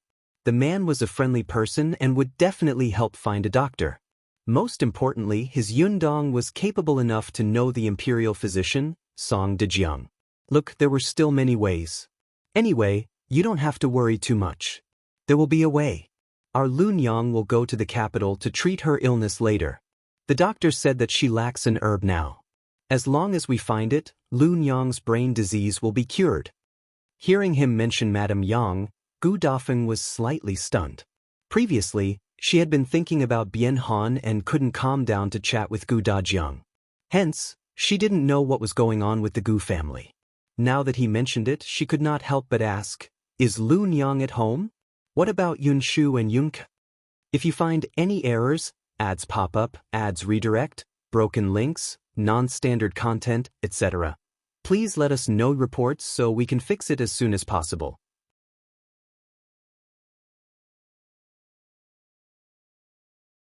Chapter 8:13. Yuanzhi is still alive. Gu Dajiang sat down and didn't hide it from her. It's all thanks to Yundong that Lunyang is at home. Actually, I only found them a few months ago. To be honest, I was already prepared for the worst. I didn't expect Yundong to protect her mother and younger siblings. Only then did our family reunite. Gu Dafeng was very happy to hear that. That's good, that's good. You're all safe and sound. That's better than anything. Bian Han also nodded repeatedly, but his children. He gently tugged at his hand and secretly took a few deep breaths. Finally, he raised his head and asked with difficulty, Dajiang, do you know anything about Mulan and her brother? Gu Dafeng also looked at him instantly. She had wanted to ask him for a long time, but she was afraid. Gu Dajiang fell silent, and Gu Yundong turned her head away slightly. Seeing this, Gu Dafeng and her husband understood everything. Their eyes immediately turned red and swollen as tears streamed down their faces. They shouldn't have asked. Indeed, they shouldn't have asked. Gu Yundong could not bear it. Aunt, it's all right, I know. Gu Dafeng waved her hand. We've already made preparations. There's nothing to eat and very little water for such a long journey. As she spoke, she choked up. There are robbers and murderers everywhere on the road. It wasn't easy for us to reach Qingyuan Prefecture, but we still encountered trouble. Their chances of survival were not high. We all know that. Gu Yundong slowly squatted down and handed her a handkerchief. She said in a low voice, Aunt, cousin Mulan is indeed gone. As soon as she confirmed this, Gu Dafeng cried out. She could not take it anymore and started crying. Gu Yundong let her vent her frustration and gently patted her back. After a long time, her crying gradually turned into sobs. She clearly wanted to try her best to control them, but it was especially difficult. Gu Dajiang looked at Gu Yundong in disagreement, but the latter insisted that she should tell her aunt about cousin Mulan first. Letting her cry was better than anything else. Bian Han's pain was much more restrained. Although he was also crying, his voice was still suppressed. He reached out and patted the back of Gu Daifeng's hand. Stop crying. Let's not cry anymore. I feel terrible. I feel terrible. Children died before their parents. Her 2 children were still so young. How could they be gone? How could they be gone? But Aunt Yuanzhi is still alive. What did you say? Gu Dafeng raised her head abruptly. She felt like she was hallucinating. Bian Han also looked at Gu Yundong in surprise. Gu Yundong said, Yuanzhi is still here. He was brought back to Yongning Prefecture by the Ding family. I brought him here. He's in the prefectural city now. We'll be able to see him when we go back later. Really? Are you serious? Gu Dafeng grabbed Gu Yundong's shoulder. The anticipation in her eyes made her exert force. Gu Yundong did not feel any pain. She just smiled and nodded. It's true. He's in the prefectural city. He's alive.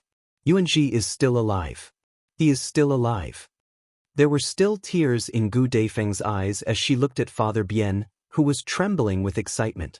She didn't know whether to laugh or cry. Her mood fluctuated. A moment ago, she felt that the sky was about to collapse. Now, she was told that Yuanzhi was still around. In the end, the couple hugged each other and cried. It was almost dark when Gu Yundong brought the 2 of them into the carriage and went home. If you find any errors, ads pop up, ads redirect, broken links, non-standard content, etc., please let us know reports so we can fix it as soon as possible.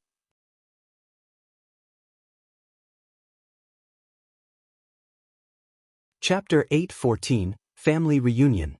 Yes, home. After being separated for more than a year, they could finally go home. The carriage rumbled all the way to the small courtyard. Gu Dafeng and Bian Han, who were in the carriage, were much calmer. However, at this moment, they still clasped their hands tightly, nervous and expectant.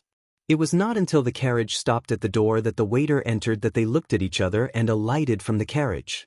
Shui Rong wanted to carry Bian Han, but he was stopped by Gu Dajiang. He bent his back and carried Bian Han down from the carriage. Gu Dafeng stood at the entrance. She clenched her fists and secretly took a deep breath. The door was opened from the inside. Lu Xiong quickly helped remove the threshold and let the carriage in.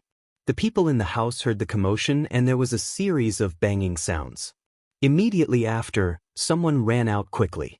As he ran, he shouted, "Father, eldest sister, you actually went out early in the morning. You didn't wait for us to wake up. You're too bad. Eldest uncle, cousin, we got to know many people today. There are really students nearby.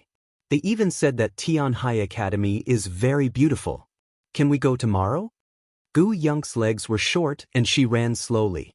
She shouted as she struggled to rush out, "Slow down. Wait for me or I'll be angry." The few of them rushed out. Yunshu immediately ran in front of Gu Yundong and did not have time to see the others clearly. Bian Yuanzhi, on the other hand, was a step too late and shifted his gaze to the side. Then he was stunned. He looked at the familiar figure who always appeared in his dreams standing beside Gu Yundong. He looked at the man who was lying beside Gu Dajiang and looking at him eagerly. His expression became dazed. Gu Dafeng and Bian Han had already washed up before they came back. Although they looked thinner and haggard as their son, how could Bian Yuanzhi not know them? He staggered and was almost knocked down by Yunke, who rushed out from behind. The young lady quickly stopped in her tracks. "Cousin Yuanzhi, although I told you to slow down, you don't have to stop." However, Bian Yuanzhi didn't seem to hear him. He just stared ahead with tears in his eyes. The little girl turned around and saw large drops of tears falling from his eyes. She was shocked on the spot. Eldest sister, cousin, he cried because of me."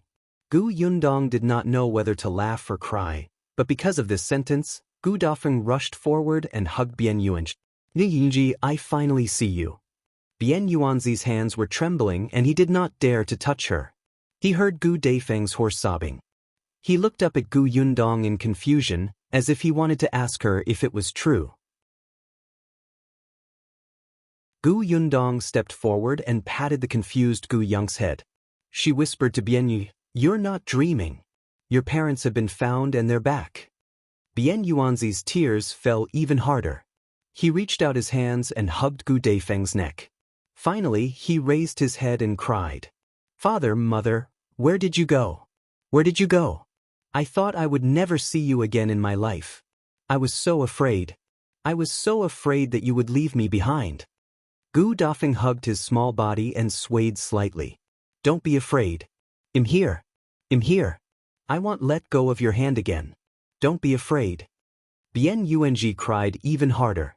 Bian Han lay on Gu Dajiang's body and really wanted to go over and hug the mother and son. However, he had no choice but to wipe his tears and laugh. If you find any errors, ads pop up, ads redirect, broken links, non-standard content, etc., please let us know reports so we can fix it as soon as possible.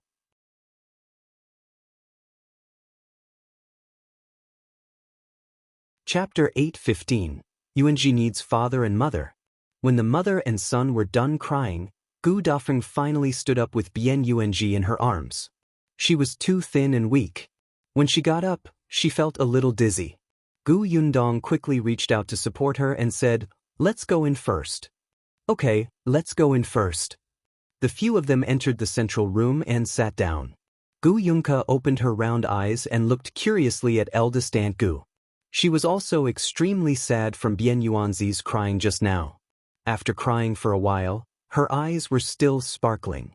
Gu Yunshu had some impression of his eldest aunt and uncle, so he obediently went over to greet them.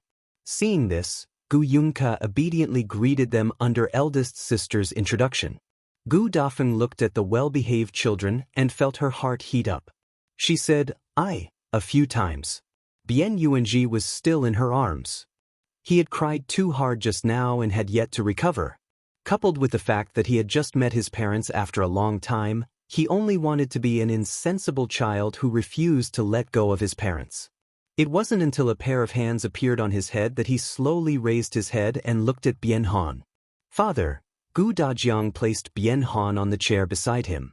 He looked at his son, who had grown much taller than a year ago, and felt especially grateful. Bian Yuanzhi slowly calmed down. However, when his gaze shifted to Bian Han's legs, he suddenly stopped. "Father, your legs, I'm fine. I just suffered a small injury." Bian Han didn't want him to worry too much, so he casually said. Then he changed the topic. "Yuanzhi has already grown up. Father almost couldn't recognize him." "I haven't grown up yet. Yuanzhi still needs parents." Gu Dafeng almost cried again. She felt extremely guilty and self-reproachful. It was the same for Bian Han. If he had dodged in time, his legs wouldn't have been injured, and he wouldn't have had to ask Gu Qiuyue for help because of his fever. He wouldn't have been trapped in the Zhou mansion. Otherwise, he would have brought his wife back to Yongning Prefecture and reunited with his son. He was disappointing. "Alright, stop crying. Look at all of you. Your eyes are swollen tomorrow. Hurry up and wipe your faces. Let's eat first." Gu Dajiang interrupted the sad atmosphere and asked Auntie Nyo to serve the food. The Gu family had always made a lot of dinner.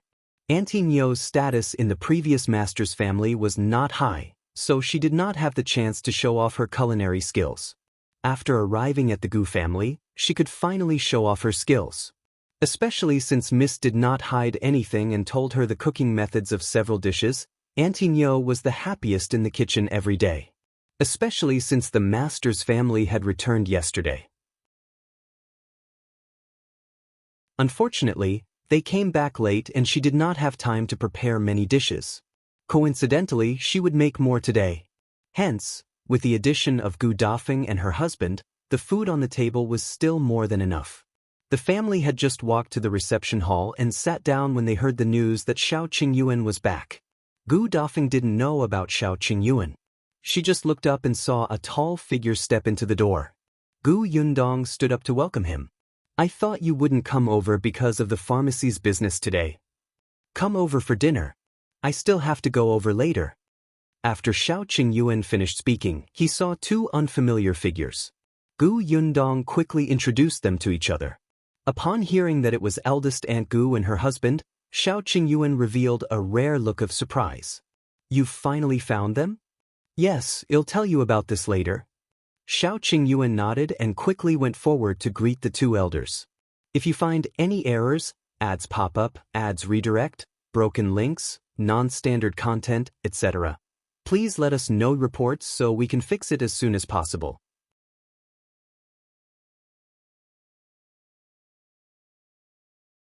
Chapter 8:16. Please feed them. Gu Dafeng looked at the young man in front of her and was still in a daze. Yundong was engaged? On the other hand, Bian had already learned from Wenhuo that Gu Yundong had a fiancé. When he saw Shao Qingyuan, he sized him up. This man was indeed a handsome and elegant man. Moreover, he seemed to think highly of Gu Yundong.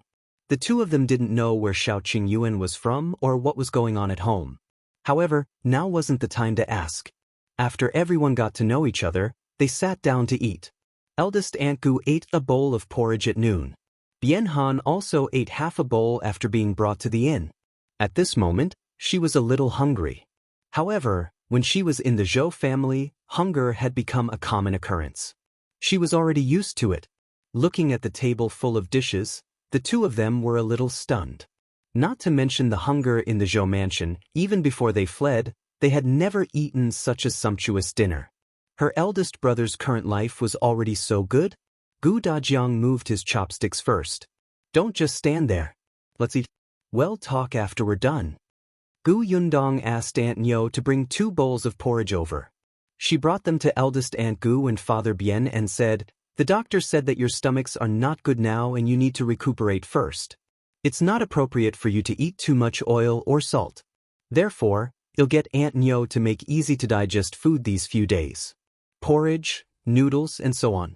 Let your stomachs recover first.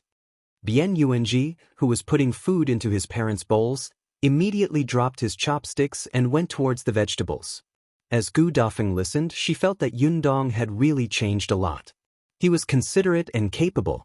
The porridge and noodles were already very good. In the past, when she was at home, she would eat rough noodles and steamed buns for almost every meal. She had to eat them with soup.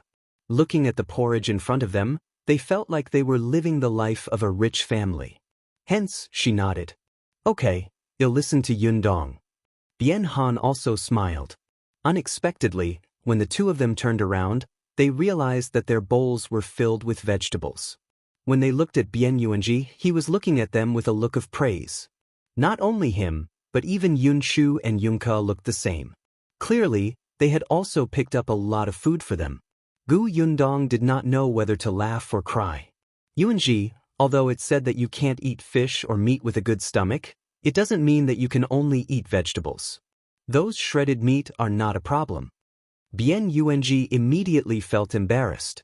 Yunshu and Yunke looked at each other and picked up their chopsticks to pick up the meat again.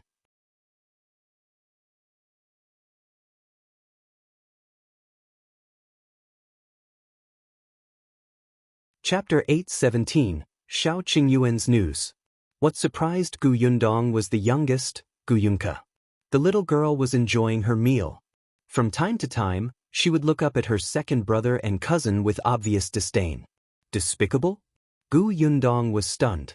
After the little girl finished the food in her bowl, she said proudly, I'm done. Second brother, come here. I'll feed you. Gu Yunshu, Gu Dajiang was speechless. Shao Qingyuan, Gu Yundong was speechless. Fortunately, she had swallowed the food in her mouth. Otherwise, she would have spat it out. Gu Yunshu quickly lowered his head. He did not hear her. Only Madame Yang paused and silently handed her bowl and chopsticks to Yunke. Kiki? Gu Dajiang quickly stopped her. Lun Yang, why do you want Kiki to feed you? Madame Yang said, feeding seems to make the food taste better. No, that's just your imagination. On the other hand, Bian Yuanzhi was a little embarrassed. Gu Yundong did not know whether to laugh or cry as he diverted Madame Yang's attention. Mother, if you don't eat now, your favorite sour and spicy lotus root will be gone. When Madame Yang heard this, she quickly put away the bowl and stopped talking about feeding. Only then did everyone look away. Yuanzhi stayed in Gu Daifeng's arms and leaned against her. It was only when Yunshu and Yunke had finished eating and called him to come down that he reluctantly got off the bed and said to Gu Daifeng, Father, Mother, I'll help Auntie Nyo tidy up the room. Can I sleep with you tonight? Of course you can. Bian Yuanzhi then dragged his cousins out. It was only when the three of them left the reception hall that they felt a little more at ease talking. At the mention of Bian Han's legs, Shao Qingyuan, who had been silent, suddenly asked, Are uncle's legs very serious? Gu Dajiang glanced at him. He was climbing up the ladder quite quickly. He was calling Bian Han uncle just like that? Bian Han had already gotten over it. He touched his legs and said, They're quite serious, but it doesn't matter if the legs can't be cured. Just as Yundong said, I can still do some carpentry. Mrs. Ren sold wooden carvings. It seems that business is quite good. It's good that you think that way, Gu Dajiang said. But let's try visiting a few more medical centers. As long as there's a glimmer of hope, we won't give up. Gu Dajiang was a man. He knew very well that as the head of the family, Bian Han might sound relaxed, but he actually felt terrible. He wanted to take on the responsibility of a husband and father, not a burden to these two. Wooden carvings could indeed bring income to the family, but it was still inconvenient to live. He still had to rely on his wife and son. If this continued, he would still feel defeated. Let's go to Huimin Medical Center tomorrow, Gu Yundong said. Shao Qingyuan lowered his eyes. After a moment of silence, he said, Huimin Medical Center is indeed the largest medical center in Xuanhe Prefecture, but according to what I know, a doctor who is good at treating legs and bones recently went to the medical center in Wanqing Prefecture. He was in the medicinal herb business now, so he had more contact with the medical center and was well informed. Wanqing Prefecture's medical center? Why did he go there? Shao Qingyuan thought for a moment. To be the doctor in charge? Gu Yundong choked. The Xiong family used to live in Wanqing Prefecture, so the branch of Huimin Medical Center was not open there. Now that the Xiong family had fallen, they immediately opened a branch there. However, it seemed that they had limited manpower, so they brought the doctors there. Then what should we do? Gu Daifeng asked worriedly.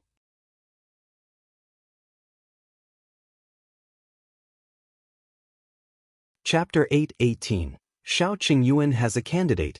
Shao Qingyuan had already put down his chopsticks. Hearing this, he said, I have a candidate here. Who? Gu Daifeng asked anxiously. I'm opening a pharmacy in the prefectural city. I need a doctor to preside over the shop.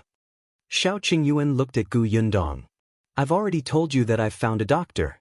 He happens to be good at this. If you think it's okay, I'll bring him over tomorrow to take a look at eldest uncle. The doctor had already arrived at the prefectural city and was now living in the courtyard behind the medicine shop. However, the pharmacy was still being repaired, so it was still a little noisy during the day. Shao Qingyuan gave the old doctor silver so that he could go to any tea house to drink tea, listen to books, or go to a beautiful pavilion to play with birds with other old men. However, the doctor was not interested in these things. After he came to the prefectural city, he went to the nearest medical center to discuss medicine with them. Today was the first day. It was said that he had been scolded. When the old doctor returned, he complained to Shao Qingyuan that that lousy medical center was not good at all. The doctors inside were useless and arrogant. Shao Qingyuan suggested that he go to Huimin Medical Center to take a look. The old doctor planned to go there tomorrow. But there were patients here, he thought. The old doctor would definitely be more willing to treat people. Shao Qingyuan had always been reliable. Gu Yundong knew that if that doctor did not have any ability, he would definitely not have suggested it. Therefore, her eyes immediately lit up. Without thinking, she said, All right, then bring him over tomorrow. With the matter settled, the few of them heaved a sigh of relief. After dinner, Shao Qingyuan went back. The small courtyard was not very large. There were only a few rooms. It was already a little crowded for Yuanzhi and Yunshu to come, let alone eldest Aunt Gu and her husband. Since there was no place for Shao Qingyuan to stay, he had to return to the pharmacy. After he left, Gu Dajiang let the two of them rest. After a long day, their emotions fluctuated. They cried and laughed at the same time, and most of their energy had disappeared. They were indeed very tired. She returned to her room and slept on the soft bed. Her son also returned to her side and lay between the two of them. Even though she was very tired, she could not fall asleep. After a long time, Bian sighed. I didn't expect to leave the Zhou residence and see Yuanzhi again. Gu Dafeng nodded. She really thought that she would be busy in the Zhou mansion for the rest of her life and be tortured by Gu Qiuyue until the day she died. Bian Yuanzhi was sleeping in the middle. He looked at his parents and smiled in satisfaction. Gu Dafeng reached out and rubbed his head. Yuanzhi, tell father and mother how you've been living for the past year. Also, your sister. At the mention of Bian Mulan, Yuanzhi was still very sad. He whispered about what happened after he was separated from them. From the moment Bian Mulan couldn't take it anymore and entrusted him to the Ding family before she died, to the time when the Ding family was unwilling to continue raising him and sent him to the old Gu family in Gu village. As for his days in the Gu family, he did not elaborate. However, Gu Dafeng had long known what the old Gu family was like. She also knew how difficult Yuanzhi's life was. Later on, Gu Yundong came to the Gu village and deliberately plotted for the Ding family to bring him out of the old Gu family. His difficult days finally ended. In the end, Gu Yundong went to the place where Bian Mulan had died. She moved her urn out and brought it back to Yongfu village for burial. Speaking of this, the family felt sad again and cried fiercely.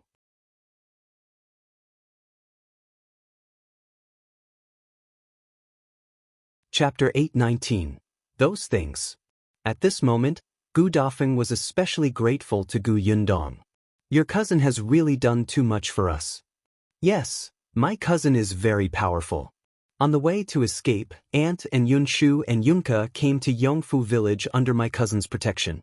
Eldest uncle was also found by my cousin. My cousin does many more things.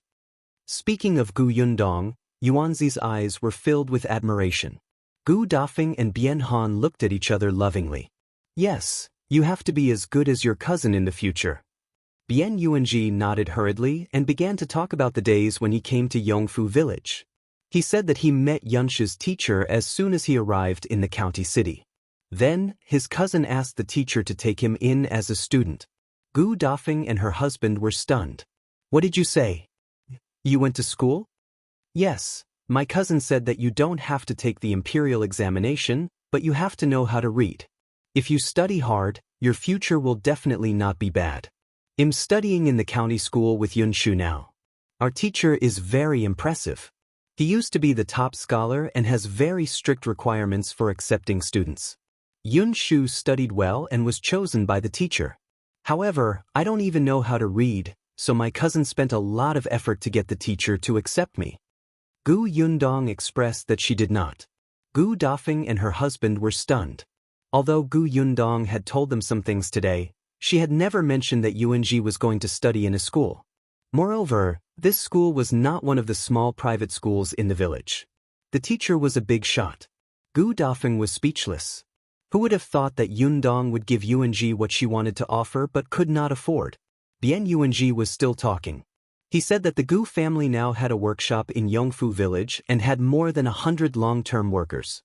He also mentioned that there was a shop in the county city. Not long ago, she had opened a shop in the prefectural city and a milk tea shop with someone. It was also said that eldest uncle had entered the best school in the Xuanhe prefecture to study and had been personally assessed by the mountain elder. The person who introduced him was the top scholar of their school. He also said that Shao Qingyuan was highly skilled in martial arts. When Shao Qingyuan was questioned by eldest uncle, he stood at the entrance motionlessly under the sun and rain. Shao Qingyuan treated his cousin and treated them very well. He even said that his cousin had made super delicious cake and candy. Not only did they like it, but even their classmates liked it. He also talked about many things that he had experienced after coming to Yongfu village. Gu Dafeng and her husband were shocked at first, but then they became numb. They felt that many things in their minds had been overturned. They could tell that their eldest brother's family already had some assets now. If their eldest brother could afford a carriage and servants, their lives would definitely be worlds apart from before. However, the difference was not to this extent. Why did it sound like their eldest brother was even more powerful than the Zhou mansion that trapped them and made them tremble in fear?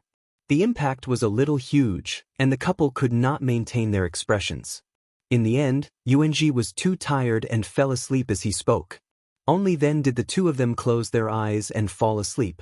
It was probably because they slept too late and had not slept so peacefully for a long time, so they woke up a little late the next day.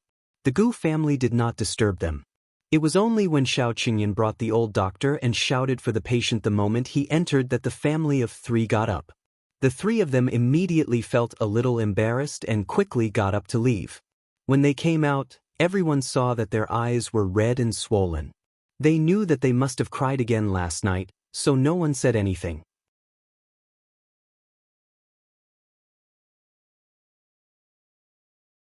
Chapter 820, Dr. Xiong. The old doctor's surname was Xiong, and he had a bear-like temper. However, he was a very professional doctor. He could not wait to see the patient before he finished his tea. Looking at him, Gu Yundong thought of Song Dejiang. Were all capable and confident doctors so strange?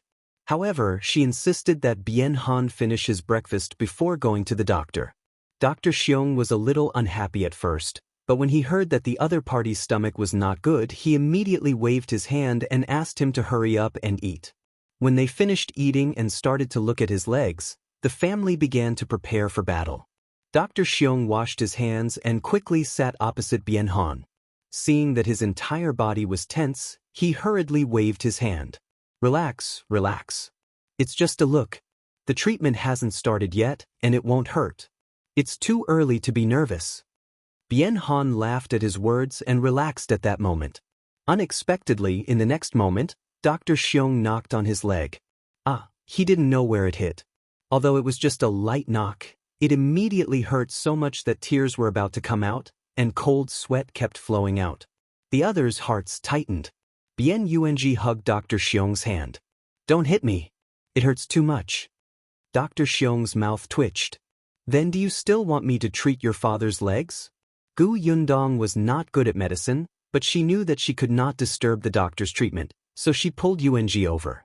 Only then did Dr. Xiong continue to check. Bian Han's nerves tensed up again, afraid that he would do it again. However, Dr. Xiong did not do anything unexpected after that. After checking the legs, he retracted his hand and lowered his head in thought. Everyone looked at him, but no one said anything to disturb him.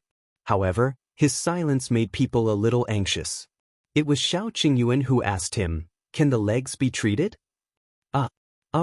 They can be treated. Really? Gu Dafeng was instantly excited. She clenched her fists and looked at Bian Han. Father, did you hear that? Dr. Xiong said it can be treated. Bian Han nodded repeatedly. How could he not be happy that his legs could be cured?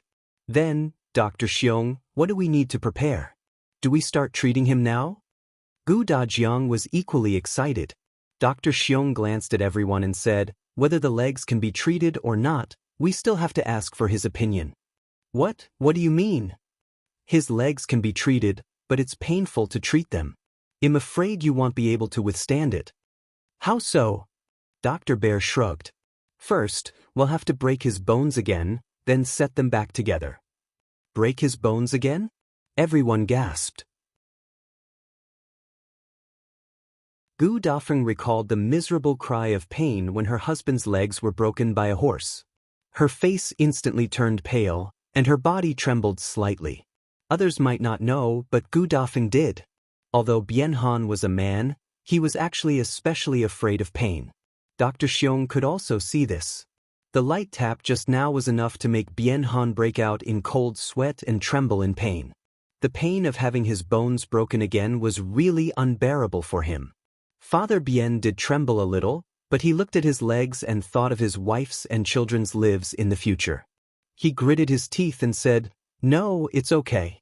If you want to break the legs again, so be it. I can endure it. He could endure it? His voice was trembling. Bian Han took a deep breath and looked at everyone's worried gazes. Finally, his gaze landed on Dr. Xiong.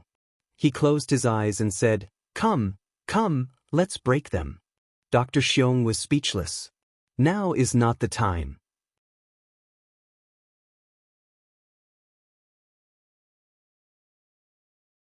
Chapter 8:21, Warm and Harmonious Atmosphere. Everyone was stunned again. Why? His body is still too weak now. Didn't you just say that his stomach isn't good either? At the very least, we have to wait until his body recovers and his spirit is strong before I can start treating him. Wouldn't that mean that he would have to worry for a while? Bian Han trembled again. However, he still had to listen to the doctor. Dr. Xiong continued, "Rest well during this period of time. I'll come to see you in a few days. When I think your body is good enough, well, treat your legs." All right. Bian Han looked at Gu Dafeng, looking like he wanted to cry but had no tears. Gu Dafeng hesitated a few times, but she could not say anything. After seeing Gu Dafeng, Dr. Xiong took her pulse and confirmed that she was also weak and needed to recuperate with Bian Han.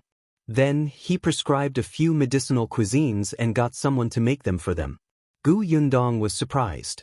This Dr. Xiong was indeed very capable. He actually knew medicinal cuisine?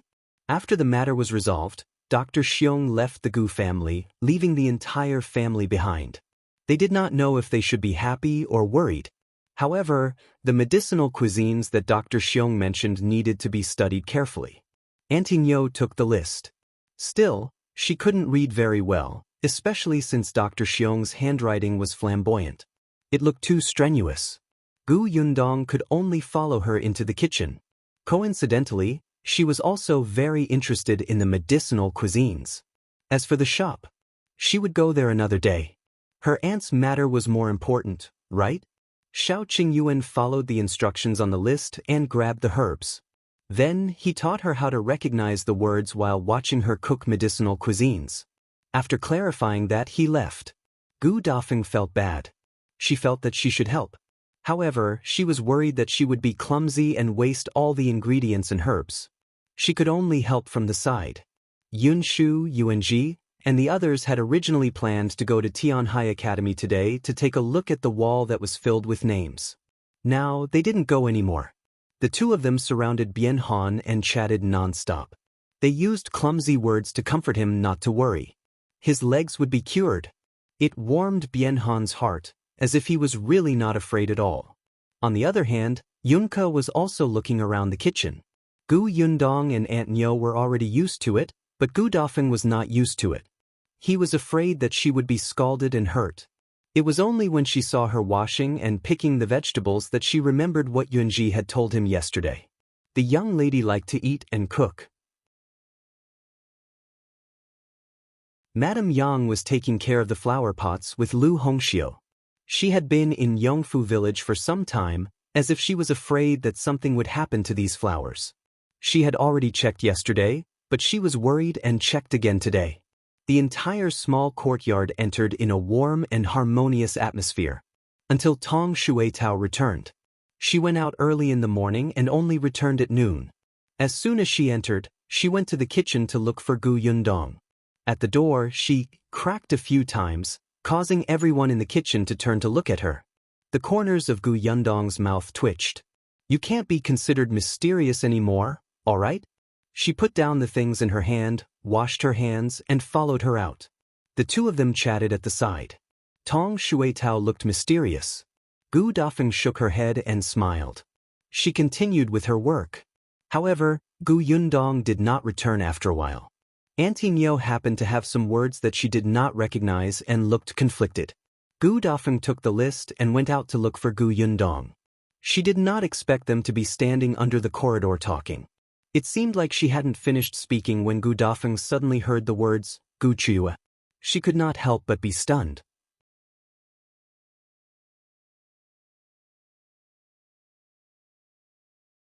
Chapter 8:22, Aunt Gus Concerns. Gu Yundong also saw her. Coincidentally, Tong Shuetao had finished speaking. She instructed her to continue listening, so she turned around and asked, "Aunt, what's wrong? Why are you looking for me?" Gu Dafeng retracted her thoughts and held the list in her hand. Auntie Nyo wanted to ask you what medicine this is." Gu Yundong took it and walked in. After entering the kitchen and discussing with Auntie Nyo, she noticed that Gu Dafeng had not entered yet. Stunned, she walked out again. "Aunt, what's wrong?" I just heard Gu Qiuyue's name." Realization dawned on Gu Yundong, and she answered straightforwardly, "Yes, I asked Shuetao to keep an eye on the Zhou residence and watch Gu Qiuyue's movements. Do you want to go deal with her?" Gu Yundong did not hide it from her and nodded. "She went too far." "Yundong." Gu Dafeng held her hand anxiously and said, "Forget it. Gu Qiuyue is indeed not a good person.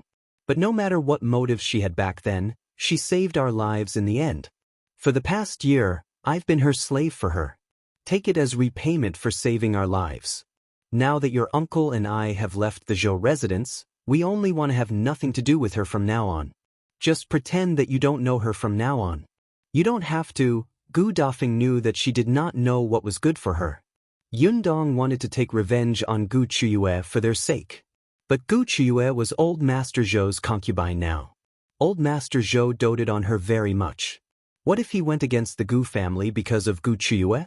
Could it be that she would implicate them after being saved by her eldest brother? She felt that Yundong was very powerful after hearing what Yuanzhi said last night. However, Gu Dafeng had never experienced it herself. She could not clearly understand how powerful Gu Yundong was. However, she had stayed in the Zhou family for a year and had personally experienced how different the Zhou family was from the environment she used to be in. Gu Yundong saw through Gu Dafeng's concerns at a glance and understood her worries. Hence, she gently held her hand and smiled. "All right, then I'll listen to you and let the grudge between the two of you be written off." Yes, she was referring to the feud between eldest Aunt Gu and Gu Qiuyue. However, she didn't say that the grudge between her and Gu Qiuyue didn't exist. Gu Yundong did not forget how Gu Qiuyue had conspired with Master Qian on the way to escape. She had gotten Fu Ming to lead them to chase after her family just to sell her and her younger siblings to Master Qian. That woman wanted them to live a life worse than death. At that time, Master Qian had chased after him with a group of people in a fierce manner, looking like he was determined to win. If not for the fact that she was smart and had a weapon in her hand, she would probably be in any brothel now. Her younger siblings might not even be alive. Was this something a biological aunt would do? Even a stranger would not be so vicious. Gu Yundong did not forget that when his father met Gu Qiuyue, she had deliberately misled him to Wanqing Prefecture. She had always remembered these grudges. Gu Qiuyue didn't save her life, so there was no such thing as a clean slate. Previously, Gu Yundong heard that she was already dead, so the hatred naturally dissipated. At most, Gu Yundong would lament that the wicked would be punished by the heavens. This person had finally gotten her retribution. But wasn't she still alive now? Furthermore, she was living happily. She was living a better and richer life than before. She even took pleasure in torturing eldest Aunt Gu and her husband. Then she had to settle the score properly.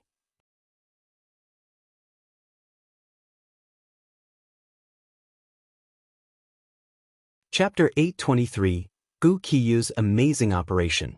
Seeing that she had agreed, eldest Aunt Gu heaved a sigh of relief and smiled again.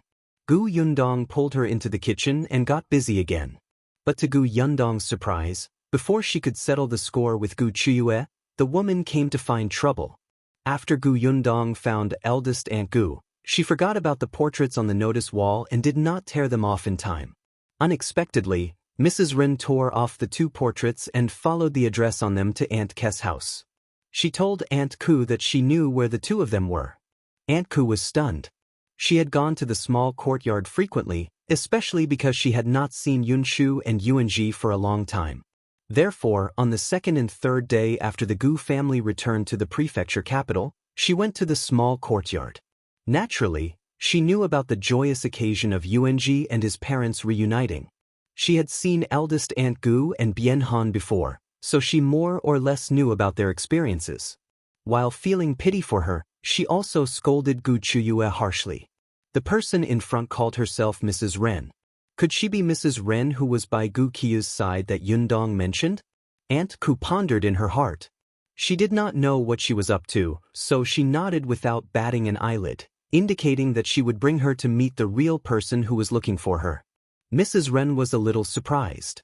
She thought that the person who was looking for them was Aunt Ku, but she did not expect this to be just a place for contact. Why was the person behind this so mysterious? For a moment, Mrs. Ren thought too much. She felt that the person who had spent so much effort to find eldest Aunt Gu and her husband probably had a feud with these two people. Otherwise, why would they go through so much trouble? Thinking of this possibility, Mrs. Ren began to get excited. She followed Aunt Ku to look for Gu Yundong. On the way, she could not help but ask, "Sister, who is this person? What's their relationship with the person in this portrait? Who's your sister?" Aunt K's expression turned ugly. She looked at Mrs. Ren, who was at least 10 years older than her, and almost couldn't help but spit on her face. She replied impatiently, "Ask them when you see them." "I don't know." Mrs. Ren felt that this person was difficult to get along with, so the smile on her face disappeared and she snorted. Aunt Ke brought her directly to Gus. Gu Yundong happened to be at Gus to look at the accounts and understand the recent income situation. Zheng Gang complained at the side. "Many people say that we have too little goods here. There's not enough for them to eat at all. The people in this prefectural city are rich. When they buy things, they plan to buy baskets of goods. If we limit their purchases, they will scold us." It was too difficult for him. Gu Yundong found it funny. "Thank you, Uncle Zheng. That's not a big deal. We won't lose a piece of meat even if they scold us. In any case, they'll still spend money to buy our things. However, boss, are we really not considering opening another shop in the west of the city?" This place was too far from the west of the city. The people who came to buy things from there scolded the most fiercely. Gu Yundong also wanted to open it, but her energy was limited. This milk tea shop had just opened not long ago, so she had to take it one step at a time. However, she could indeed get prepared first. If there was a suitable shop, she could buy it first. At this thought, Gu Yundong instructed Zheng Gang to be careful. Just as Zheng Gang had agreed, two people came in. The person in front was Aunt Ku. Gu Yundong immediately went up to her happily. "Aunt, why are you?" Before she could finish speaking, Aunt Ku took a step to the side, revealing Mrs. Ren's wrinkled face.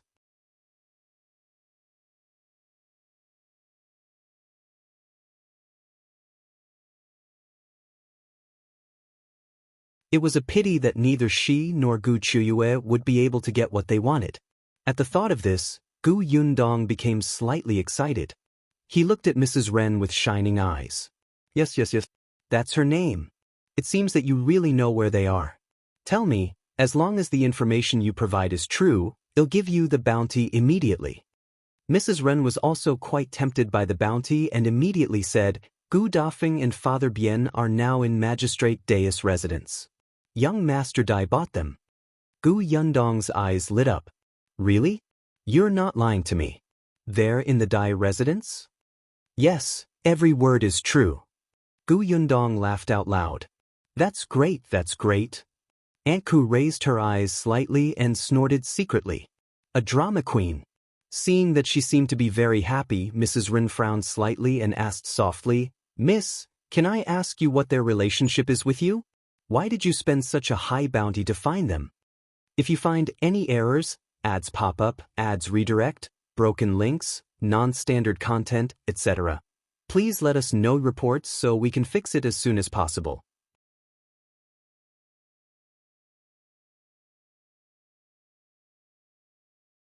Chapter 825.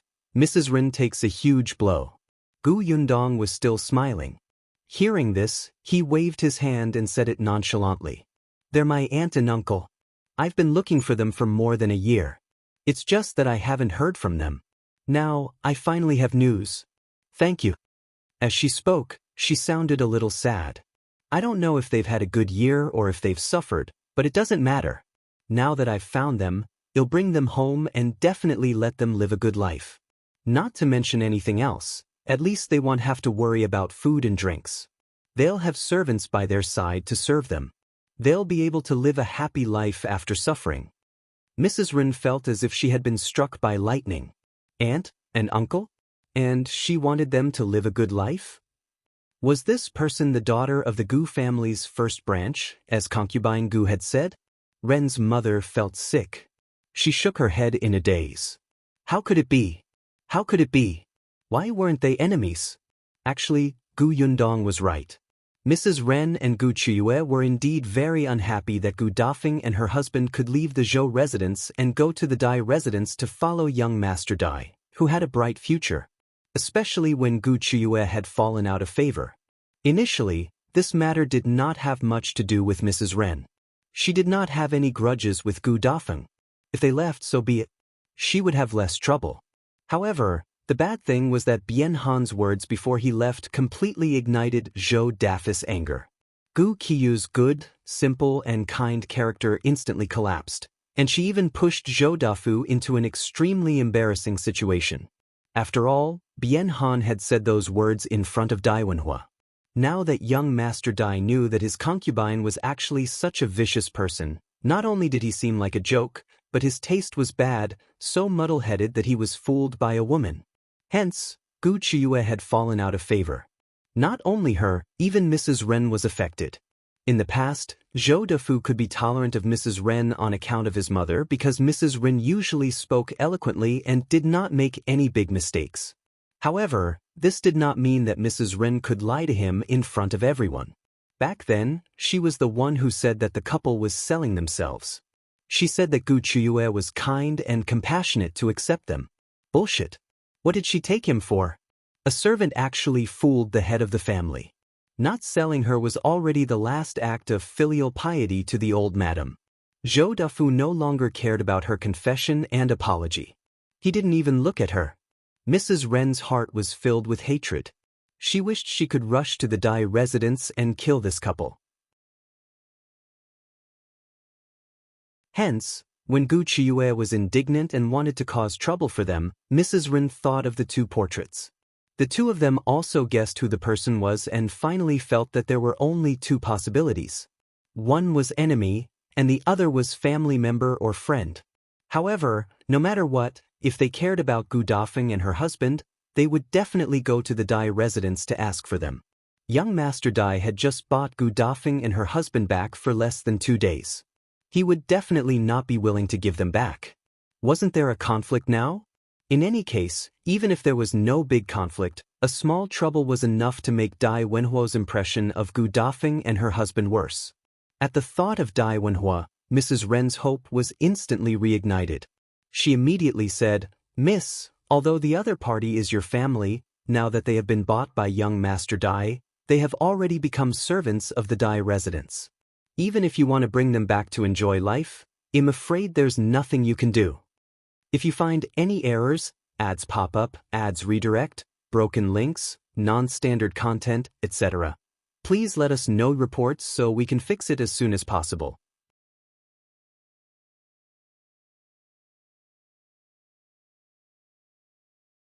Chapter 826, I happen to know young Master Dai.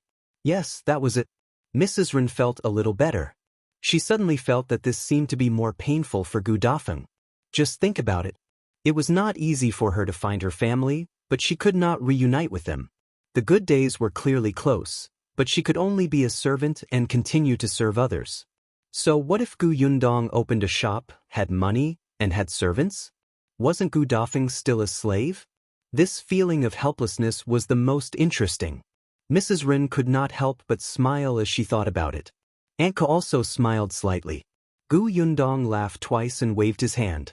It's all right. I happen to know young Master Dai. He's a loyal person and has a good temper. If he knows the ins and outs of the matter, he will definitely let my aunt and uncle come back with me. When the time comes, they can still live a good life after being expelled from the slave registry. No matter what, thank you for today. He knew young Master Dai? The corners of Mrs. Ren's lips froze halfway. She was in a daze. Gu Yundong was still laughing, mainly because she really could not hold it in anymore. This woman actually came to her door to seek abuse. She would feel sorry if she did not provoke the visitor with a few words. Cough cough, it was better to restrain herself. Yundong reached out and patted Mrs. Ren's shoulder. She said gratefully, "It's all thanks to you. Otherwise, I don't know when we would have met again. I'm really too happy. I can't wait any longer. I'll go look for young Master Dai now and meet my aunt and uncle. Thank you." With that, she stood up and ran off without even mentioning the bounty. However, at this moment, how could Mrs. Ren think of the bounty? She stood up numbly. She seemed to have heard Aunt Ku say that she would walk her out. She nodded blankly and walked out. Yundong only came down from the second floor after Mrs. Ren left Gus. He looked at Aunt Ku. "She's gone. She's gone." Aunt Ku looked at her speechlessly. "In order to shirk that bounty, you've put on a good show." "You can't say that. What do you mean by shirking? My aunt and uncle have already returned home, so the news she provided that they're in the Dai residence is fake. She lied to me and am already being polite by not kicking her out. She still wanted a bounty? Dream on." Yundong returned to the counter and continued talking to Zheng. Aunt Ku pointed at her forehead. "Anyway, you're right. There's nothing else for me to do here. I'll go back first." "Don't go back yet. Let's go back to the small courtyard for dinner later. Next time." Aunt Ku waved her hand and left. Now that the Gu family was reunited, she did not want to join in the fun. It was better to go home.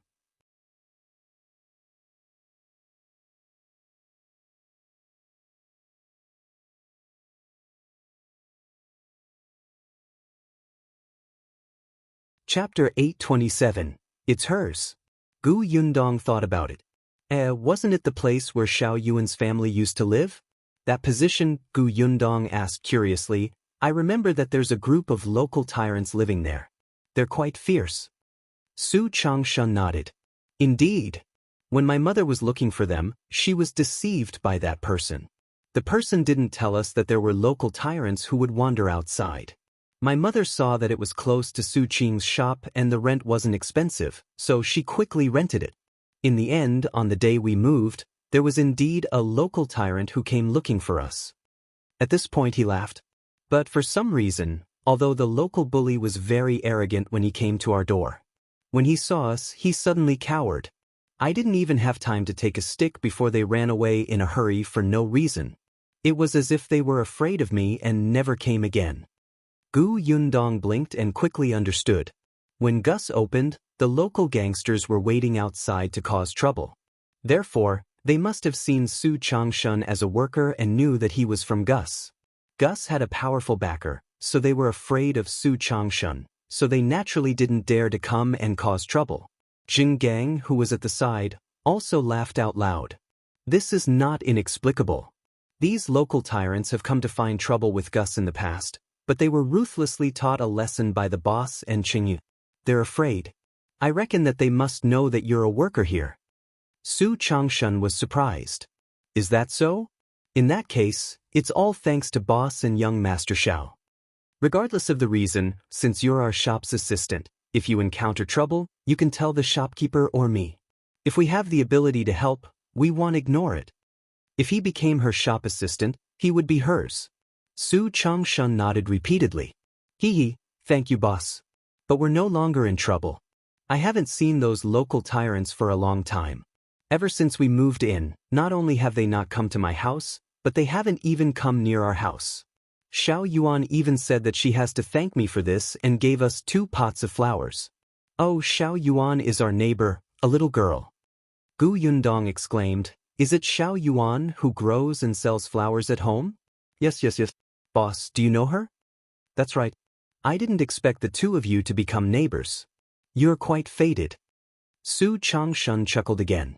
After they said a few words, another guest came. Su Changshun hurriedly went to entertain them. Yundong went to the storeroom to take a look and asked about the delivery. She thought that there was a huge demand now, and she needed more people to deliver the goods. In particular, her business was actually quite eye-catching. She had to hire some skilled people.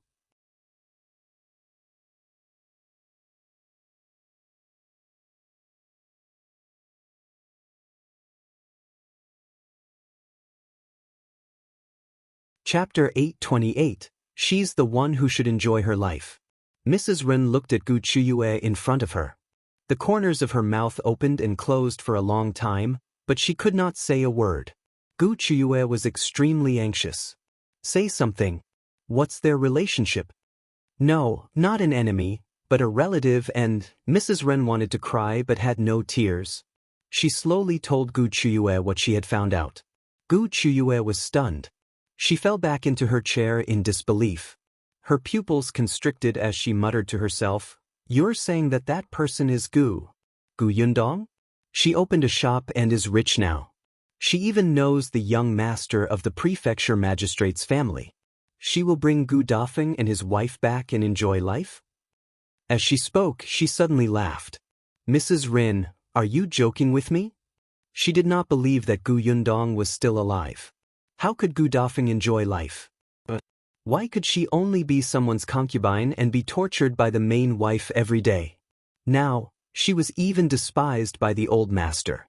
And Gu Dafeng, Gu Yundong, and the others had to live better and better? There was no such logic. She was the one who was supposed to enjoy life. Qiuyue suddenly stood up. "I don't believe it. I want to take a look. I have to see it with my own eyes." As she spoke, she rushed out. Mrs. Ren's expression changed, and she hurriedly hugged her. "Aunt, calm down." "I'm not calm. I just can't let them have a good life." Her eyes were red with hatred. She was indignant about Gu Dafeng, but she really hated Gu Yundong. If she hadn't caused Master Qian's death back then, Master Qian's subordinates wouldn't have blamed her. They had chased after her and wanted to take her back to report. She wouldn't have been separated from Fu Ming, and her daughter wouldn't have died tragically. If not for Gu Yundong, their family would still be together. It was all because of her.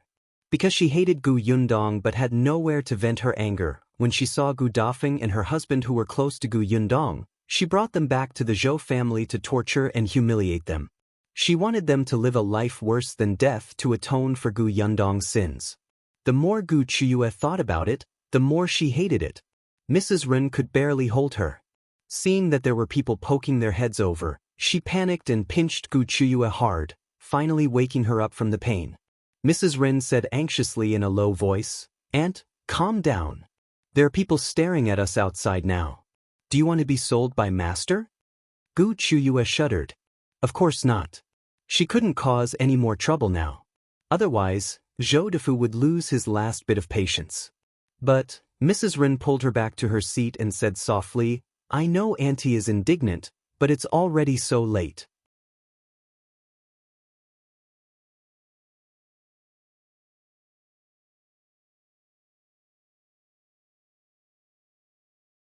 Chapter 829. Find her. To be honest, Mrs. Ren blamed Qiuyue in her heart. In order to vent the anger in her heart, she actually allowed her sister and brother-in-law to be beaten and scolded at will. In the end, after the matter was exposed, she was also blamed by the old master and her status in the residence plummeted. However, she had no choice now. Qiuyue was not very knowledgeable. Other than being unclear about Gu Dafeng, she listened to her. Moreover, although old master hated Qiuyue, he still let her stay in the snow-blowing garden safely. This meant that old master still cared about their affection. It was not impossible for her to make a comeback. Mrs. Ren still wanted to use her to continue acting like a tyrant in this residence. After comforting Qiuyue, Mrs. Ren went back to work. The next day, she asked one of her trusted maids to change her clothes with Qiuyue and pretended to be uncomfortable in the room. Anyway, Qiuyue pretended to be sick for 2 days in order to regain Zhou Dafeng's attention. The servants who were watching over them were used to it and would deliberately mock her and pretend not to know, let alone invite a doctor. Then, Mrs. Ren took Qiuyue out of the back door with the excuse that she was going to get some medicine for Concubine Gu. Gus was a little far away. By the time Qiuyue arrived outside Gus, it was already noon. There were many people on the street and there were many guests in Gus. Qiuyue stood far away and could not see the people inside clearly. She frowned and asked Mrs. Ren, "Are you sure this is Gu Yundong's shop? How can she open such a big shop and have such a good business?" Mrs. Ren was stunned for a moment. Actually, she was not very sure. But yesterday, Gu Yundong indeed acted like she was the master of the house. Even the shopkeeper in the shop did not say anything when he saw her bringing people to the backyard. Wait, perhaps Gu Yundong had something to do with the shopkeeper? Seeing how innocent Gu Yundong was, and how she told her everything she asked, it did not seem like he could open a shop. At the thought of this, Mrs. Ren felt a little more confident. Let's go closer and take a look. Qiuyue stuck her head out for a long time. In the end, she only saw the shop assistant coming back and forth. She felt very anxious. You should have asked around yesterday to find out where her family lives. Mrs. Ren resisted the urge to roll her eyes. What excuse did she use to inquire about other people's residences? She was also annoyed, but she still brought Qiuyue forward. Seeing that they were getting closer and closer to the shop, someone suddenly walked out of Gus. It was a woman. Qiyue's eyes widened. That's Gu Yundong? Mrs. Ren saw it too. She pursed her lips and nodded.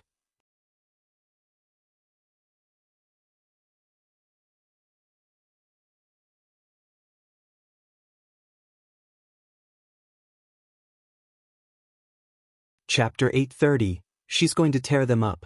Gu Yundong glanced in Qiyue's direction again before walking towards the carriage. The carriage door opened and Yunshu and Yuanzhi jumped out. Then, they turned around and let Gu Dafeng, who was behind them, get out. Gu Yundong smiled. Aunt, you're here? That's right. Gu Dafeng had been recuperating well for the past 2 days and was much more energetic. The two children said that I couldn't stay at home all day and insisted on dragging me out for a walk.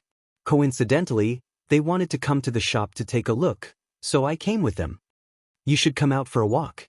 Didn't Dr. Xiong say that walking is good for your health?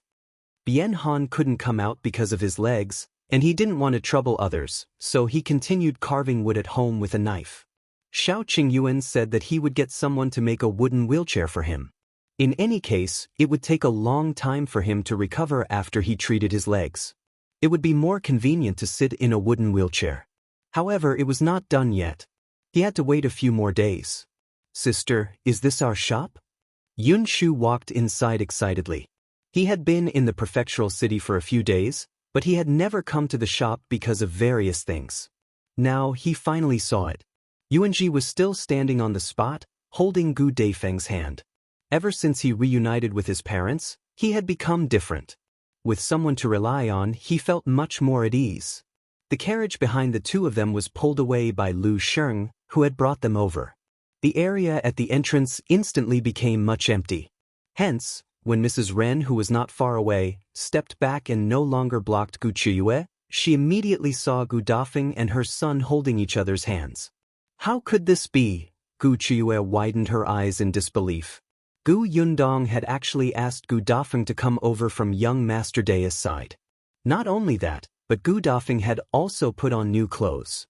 She was radiant and reunited with her son. It was as if all the suffering before was an illusion. Her good days had really come. She couldn't stand it. She couldn't stand it. Qiyue's eyes turned red as she walked towards Gus. Mrs. Ren cursed in her heart and quickly hugged her. Aunt, calm down. How can I calm down? Gu Yundong clearly deserves to die, but she actually opened such a big shop now. Gu Dafeng should have been stepped on by others and served others as a slave for the rest of her life, but now, she's actually wearing gorgeous clothes and reunited with her son. Someone even drove a carriage for her. But even she didn't have any of these. What right did these two bitches have to enjoy it? She couldn't stand it. Qiuyue exerted all her strength to break free from Mrs. Ren's grip.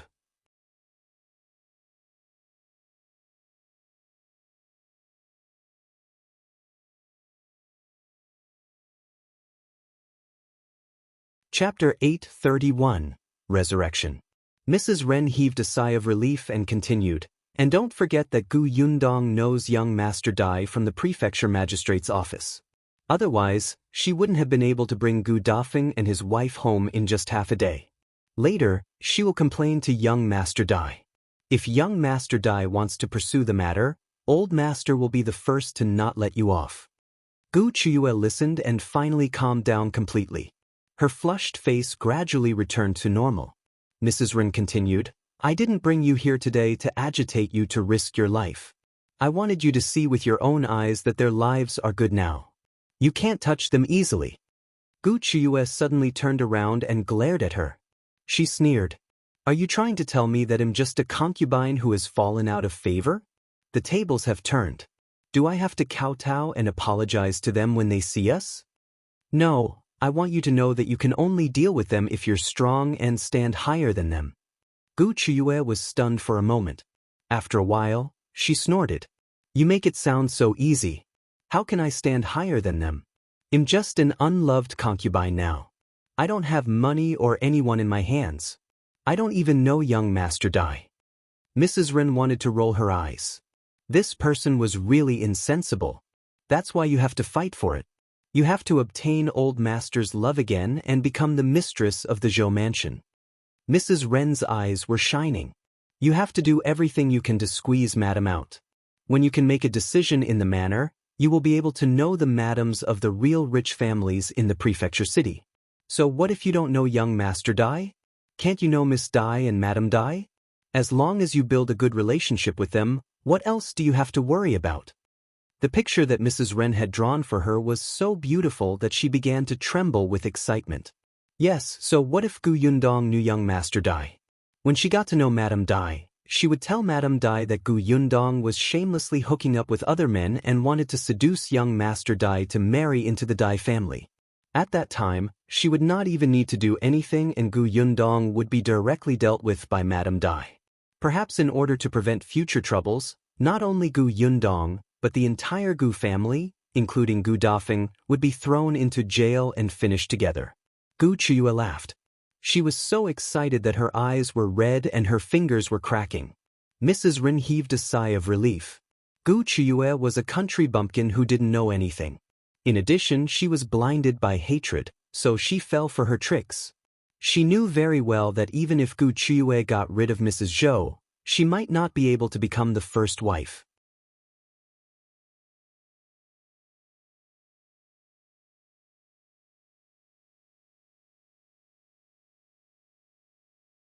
Chapter 832, The Jumpy Yunshu and Yuanzhi.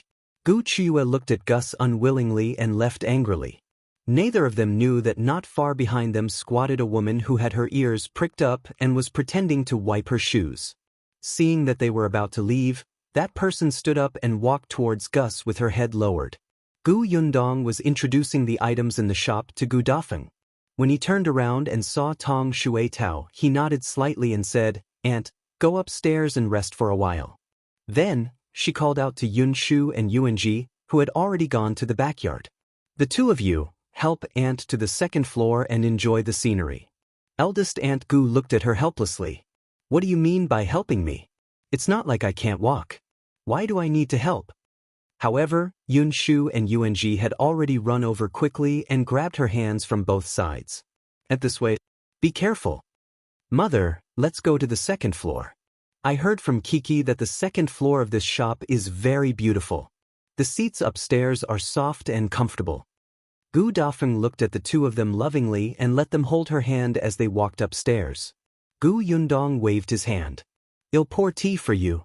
As she spoke, she really walked towards the backyard. Tong Shuetao hurriedly followed. The two of them asked as they walked, "Have those two left?" Tong Shuetao nodded. "They went home." "What did they say?" "I didn't dare to get too close, but when Qiuyue lost control, I vaguely heard something about unwillingness. Mrs. Ren persuaded her to go back and get pregnant first before becoming the first wife. I couldn't hear what happened after that, but I think she mentioned young Master Dai and Madam Dai." Gu Yundong walked to the kitchen and poured fruit tea for them while smiling. "Looks like the backyard of the Zhou mansion is about to welcome a storm of blood. Miss, what should we do?" Gu Yundong placed the cups on the tray. Tong Shuetao hurriedly picked up the teapot and the two of them walked to the second floor of the shop. "What should we do?" "Oh, Tao, concubine Gu has been with Zhou Defu for more than a year, right? I heard that Zhou Defu dotes on her, but she is not pregnant yet." Tong Shuetao was stunned. "Miss, you mean, not necessarily. It's only a year." Gu Yundong shook her head. "It's normal for some people to take 3 to 4 years to get pregnant, but Until now, Zhou Defu only had one son. He didn't even have a daughter. Qiuyue wasn't his only concubine. She smiled and said nothing more. They were already standing on the second floor. Tong Shueitao didn't understand. But why did Miss say half of it? Yundong walked into the attic on the second floor and saw the two children lying on the sofa. It's really comfortable. I can even sleep on it,